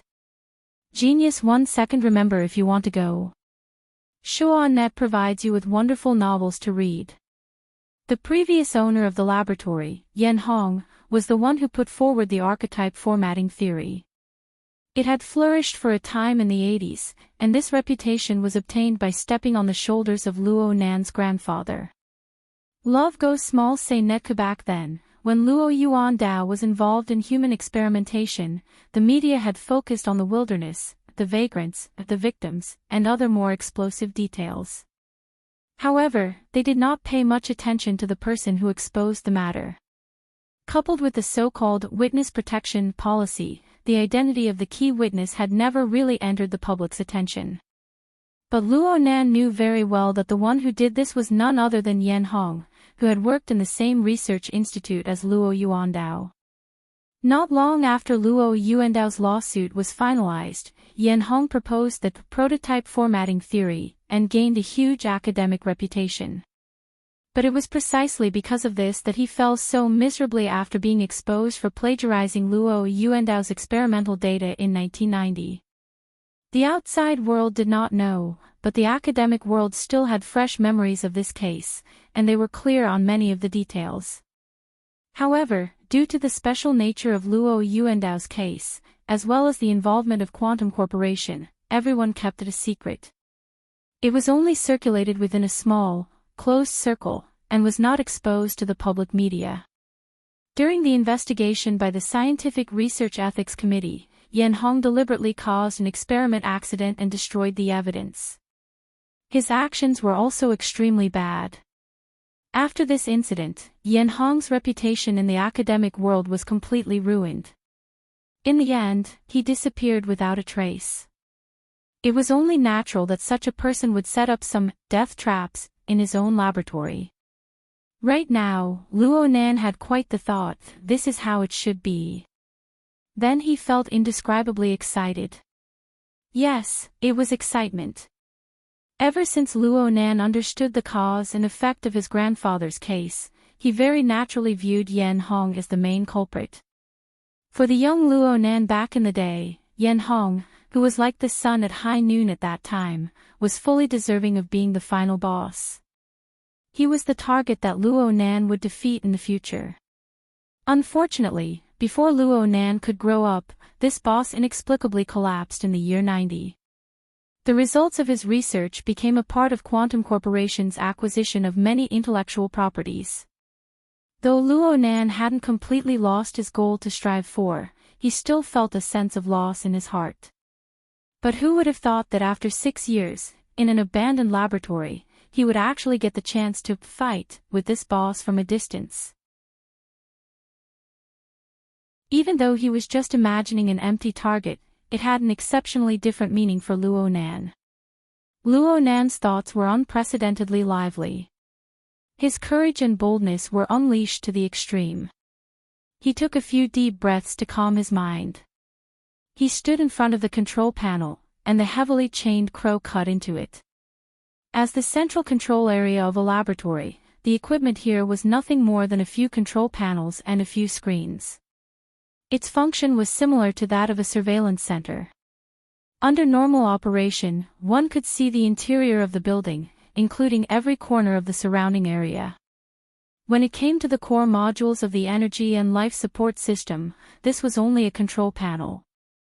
At this moment, when the power was completely cut off, it had no practical significance. Luo Nan's idea was to utilize the sensing abilities of the heavily chained crow and the wraith sign to trace the connections of the various equipment within the central control console. He would find the location of the core module and think of a way to reboot the system. Love goes small say netku. As for how to interfere with reality from the spiritual level, he wanted to give it a try. The heavily chained crow was like a python piercing through the darkness.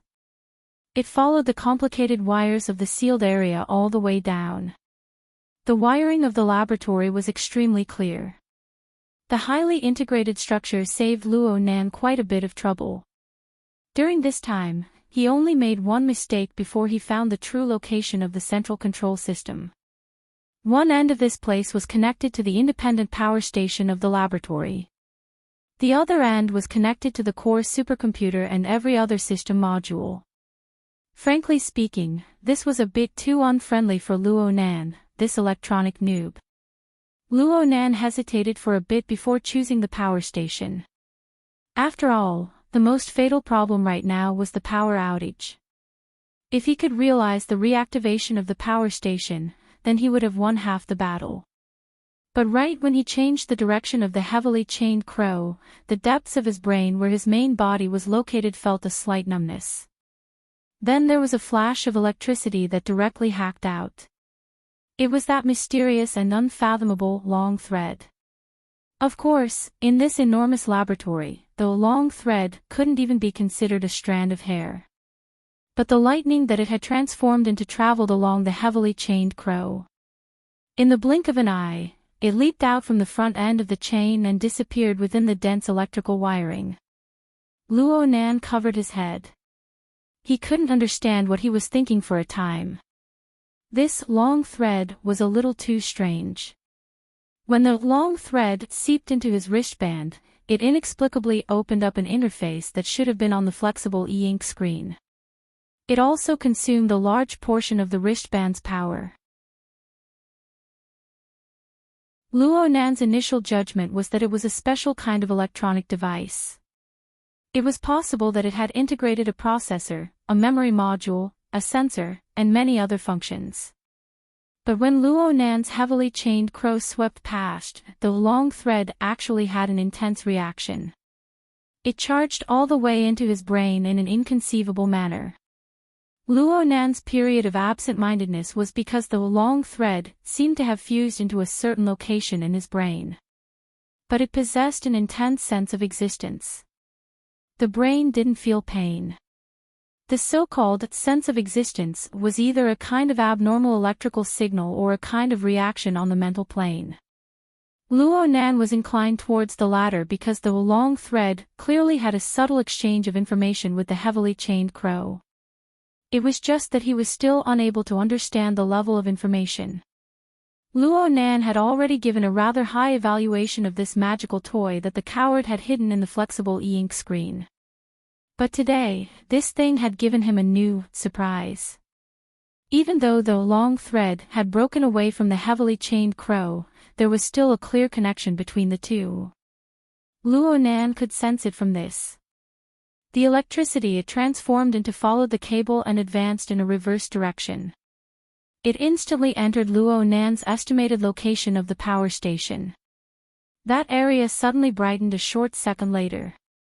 From Luo Nan's perspective, the surging electricity simply seemed to be assaulting his face on the level of his senses. Under his influence, the heavily chained crow suddenly retracted. But it was still too slow when compared to the conduction of electricity at the speed of light. It was because of this slowness that an inconceivable marvel unfolded before Luo Nan's eyes. Amidst the blinding lightning, he saw a tree that had suddenly grown. Its roots grew within the power station and its trunk followed the flow of electricity to ram into the central control system. Then its countless luxuriant branches cut into the various system modules. The laboratory that was as silent as death came alive in an instant. An innumerable amount of electrical signals converged from each system module before being transmitted densely. The direction of the signals was clearly towards the heavily chained crow that was already trapped within the enormous tree. It was also clearly towards Luo Nan's side.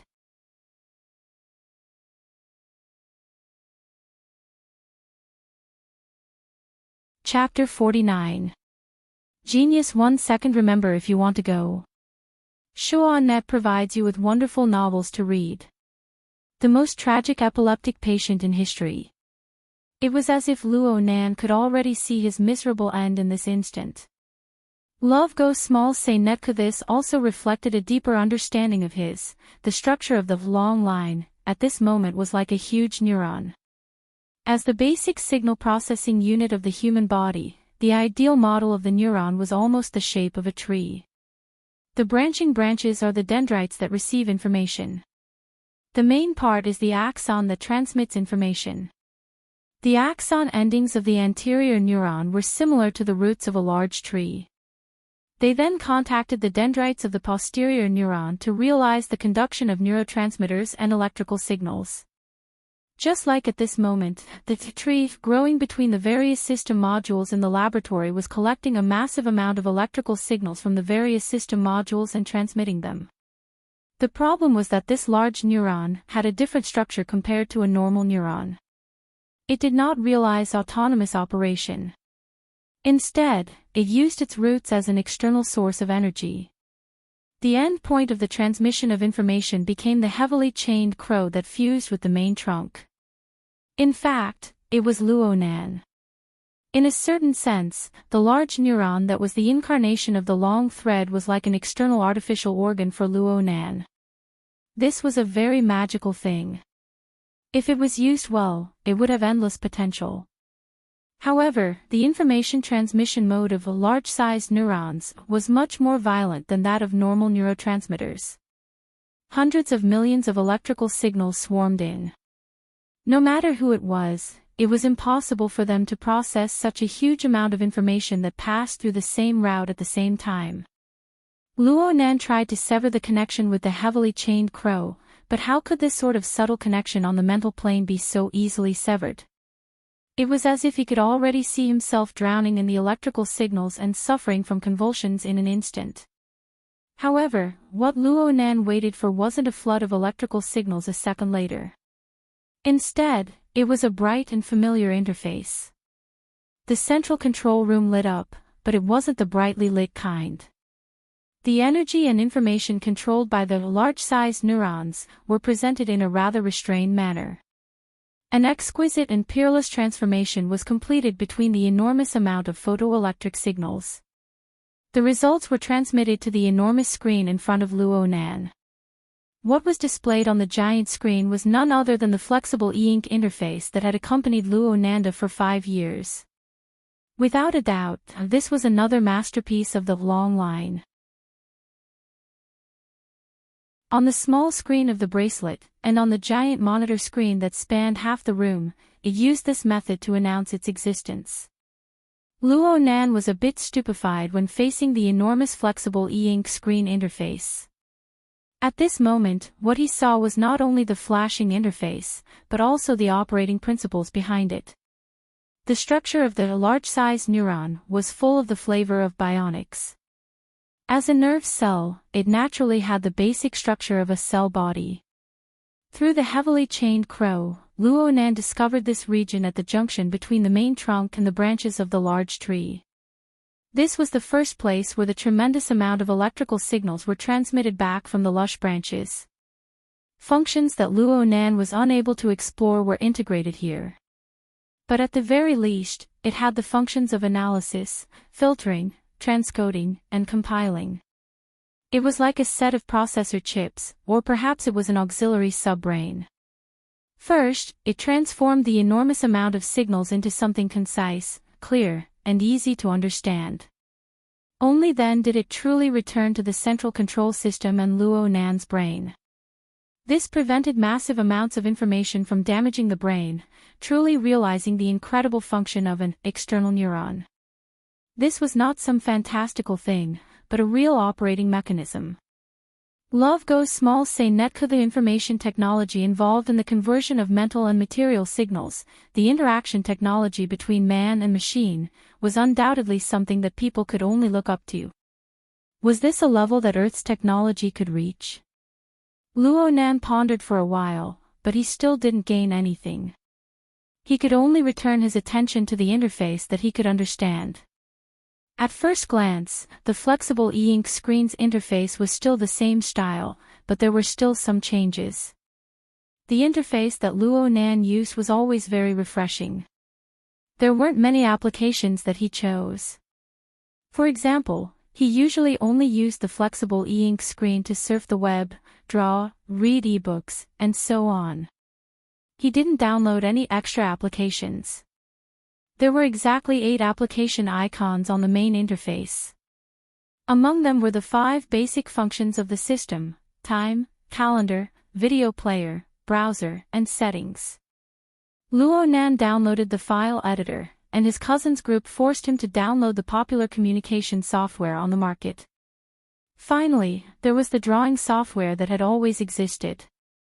These application icons were arranged vertically, taking up 2 rows. There were 4 icons in each row. The layout was clear at a glance. But at this time, Luo Nan clearly saw a new icon on the enormous screen. It was a crisscrossed gear structure. If it weren't for the difference in color, it would have been mistaken for a classic setting icon. And the icon's logo was very direct. It was the word gear. The external neuron also had the ability to automatically download applications. Luo Nan's thoughts stirred slightly. The telepathic sensing he had experimented with before was actually still working. A new interface opened up, and a set of building plans and elevations appeared in front of Luo Nan. Luo Nan confirmed with a glance that this was, without a doubt, the building blueprints of gear. This was because the characteristics of this set of blueprints were far too distinct. No wonder it was called gear. The entire building had at least 100 circular spaces that could be seen. They were scattered in various locations of the 7-story building. And looking at the structure, there were indeed a few doors and entrances that were designed in the rack style. Just looking at the floor plan, the entire building was like a heavy machine. Every part of the building was connected together in a gear-driven manner, forming an inseparable whole. It was marvelous and exquisite. There was also a row of options on the left side of the interface. Right now, practically all of them were grayed out. None of them could be selected. Only the option at the very bottom was still filled with a full luster. The name of the option was quite strange, Observation Platform. Luo Nan was unable to understand.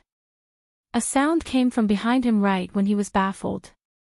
Luo Nan's mind stirred, and the interface of the giant screen faded away. The central control room was restored to a darkness where one could not even see their fingers. It was unknown what kind of dream Xie Junping was having at this time. His hands and feet danced in joy, but he was completely unaware that he was sitting on a chair. He instantly lost his balance, toppled over, and fell down solidly. F***ck me, this time, Xie Junping actually woke up completely from the fall. He cursed and extended his hand to cover his head. He opened his eyes, but all he could see was darkness. He clearly hadn't come back to his senses. He shouted over there, "Turn on the lights." Luo Nan used his wristband, which was close to shutting down, to emit a bit of light, fulfilling Xie Junping's wish to a certain extent. In this sort of place, under this sort of lighting, the sudden glimmer of light and the silhouette of a face could really scare a person to death. Xie Junping drew in a breath of cold air and let out another cry. He had instinctively dodged, but he had bumped into the chair. Luo Nan didn't want to play around with pleasantries. He directly said, "Senior, it's good that you're awake. You were probably in a bad state just now, so you fainted. The laboratory detected that you lost consciousness, so they cut off your temporary privileges. The energy and life support systems have all stopped working. Take a look and see if your privileges have been restored." Ah. Xie Junping used 5 seconds of time to digest the information Luo Nan transmitted. He immediately quivered and finally woke up. He didn't have the time to ask how he fainted in the end. He immediately lit up his wristband and dealt with the issue of privileges. About 3 seconds later, Xie Junping kicked away the chair next to him with a loud bang. Then, he started cursing loudly, "Damn it. You said I need to reapply. Give me a fucking signal."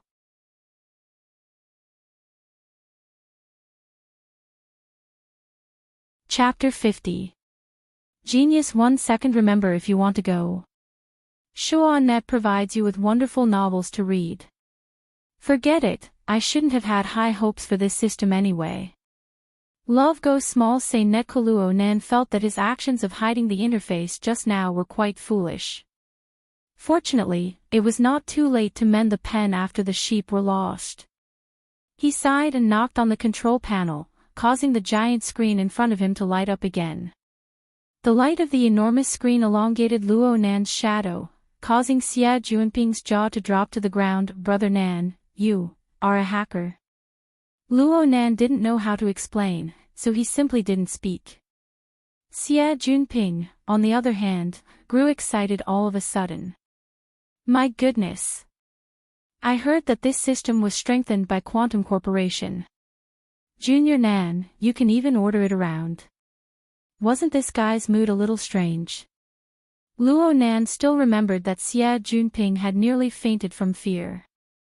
Before he fainted, Xie Junping had wailed at Luo Nan for mercy. But in this current situation, not only did Xie Junping's fear of Luo Nan completely disappear, even his fear of being trapped in a hopeless situation was reduced to a minimum. Could it be that he had lost his memory due to the shock? Or could it be that the effect of killing the burning wraith was really immediate? Luo Nan didn't come to a conclusion after a short period of pondering, so he put this matter to one side. He reopened the gear interface and focused on the observation platform option. Several seconds later, he pressed it with his mind. There were no changes on the interface, but there was a stream of information flowing through the heavily chained crow into his brain, allowing him to understand many things. Luo Nan muttered to himself for a bit before turning around. Let's go. Leave. Where are we going? Xie Junping looked around at the dark surroundings and didn't dare to move. But in the next second, a door automatically opened at the side of the central control room, leading to an even darker space.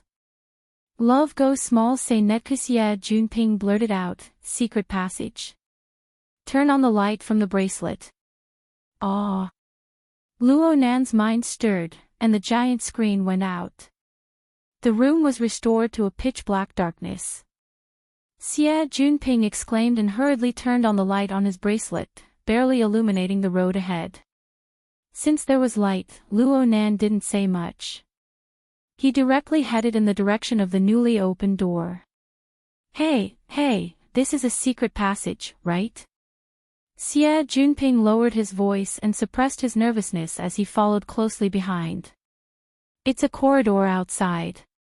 Though the giant screen was extinguished, Luo Nan's large-scale external neuron was still controlling that portion of the resource.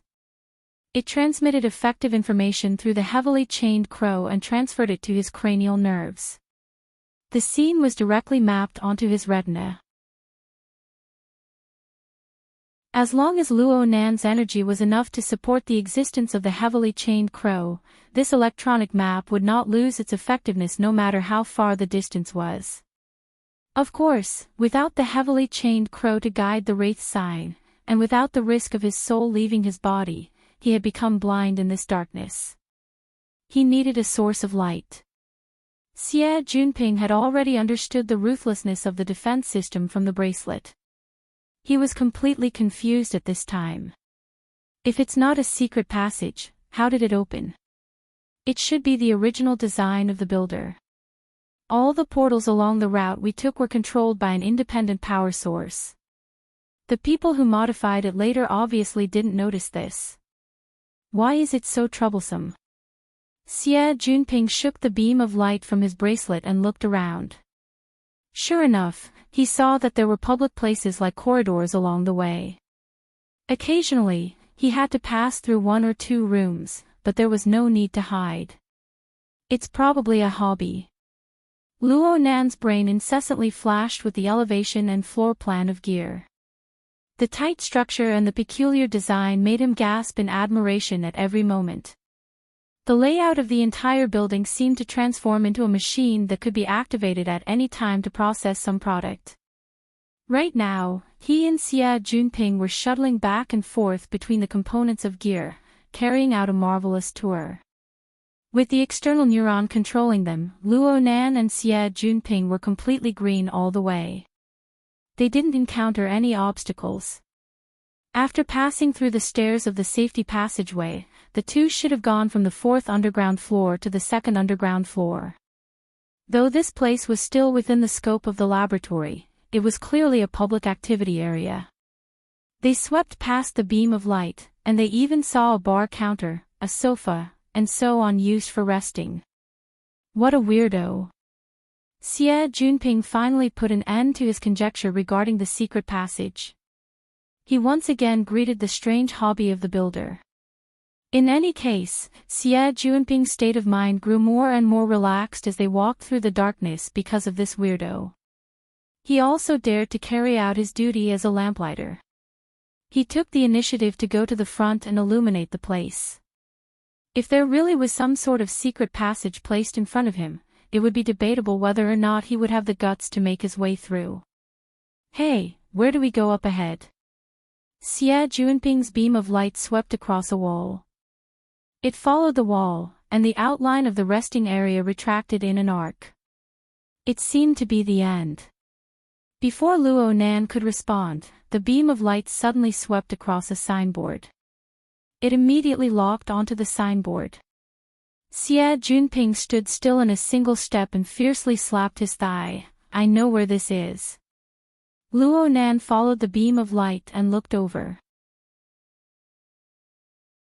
He saw that the signboard displayed an underwater scene in a hand-drawn style. Fishes swam amidst the aquatic plants. The scene was all the more vivid under the flickering light. Where is this?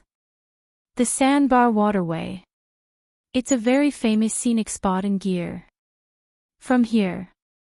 Xie Junping used the beam of light to sweep across a sealed door. Just enter from here all the way to the Withered Trees Sandbar 700 meters away. A long underwater corridor was built there. The middle of the corridor passes through half a swamp and a small lake. It's a good place to get close to the underwater ecology of the wetlands. After a simple introduction, Xie Junping began to gossip again. I heard that this underwater corridor existed before the construction of Gear. However, someone used the crime of destroying the ecology to sue them. The construction party nearly lost their pants, allowing the Order Society to pick up a great bargain. When they constructed Gear, they deliberately connected it together. Of course, they have to pay quite a bit of taxes every year. Luo Nan found the most crucial information from Xie Junping's string of nonsense. You're saying that there's a sandbar over there? Yeah. It's a very famous place. It's said that it's the best place to view the entirety of Gear's construction. Luo Nan nodded to himself. Is this why it's called the observation platform? Xie Junping finally reacted at this time. He slapped Luo Nan on the shoulder in excitement. Junior Nan, aren't we free now?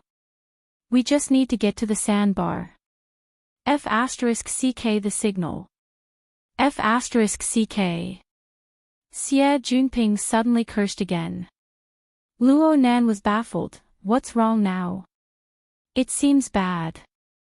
Luo Nan couldn't see Xie Junping's expression clearly, but his voice was a bit panicked. I remember that the water level of the wetlands rose a few years ago. The sandbar was completely submerged. Right now, there's a crooked, withered tree sticking out of the water. Hiss. The Order Society wouldn't have sealed the exit over there, right? Luo Nan confirmed the route and confirmed that it was just as Xie Junping said. They needed to pass through the underwater corridor. He hadn't discovered any abnormalities so far. We'll know once we go over there and take a look. Luo Nan directly opened the entrance to the underwater corridor. A slightly fishy smell of water assaulted his face. It was probably the result of many years of soaking. Xie Junping sent out a beam of light in a perfectly straight line, but it was impossible to illuminate the end. This long corridor was the same as the building as a whole. It was clearly curved. You're tuning into the LoveLore Library YouTube channel. We're so grateful for your support, and don't forget to subscribe to join us on this incredible journey through captivating stories. Your generosity through donations truly makes a world of difference, as it's the primary source of revenue that allows me to expand and enhance this channel for you. Thank you from the bottom of my heart for being a part of this adventure.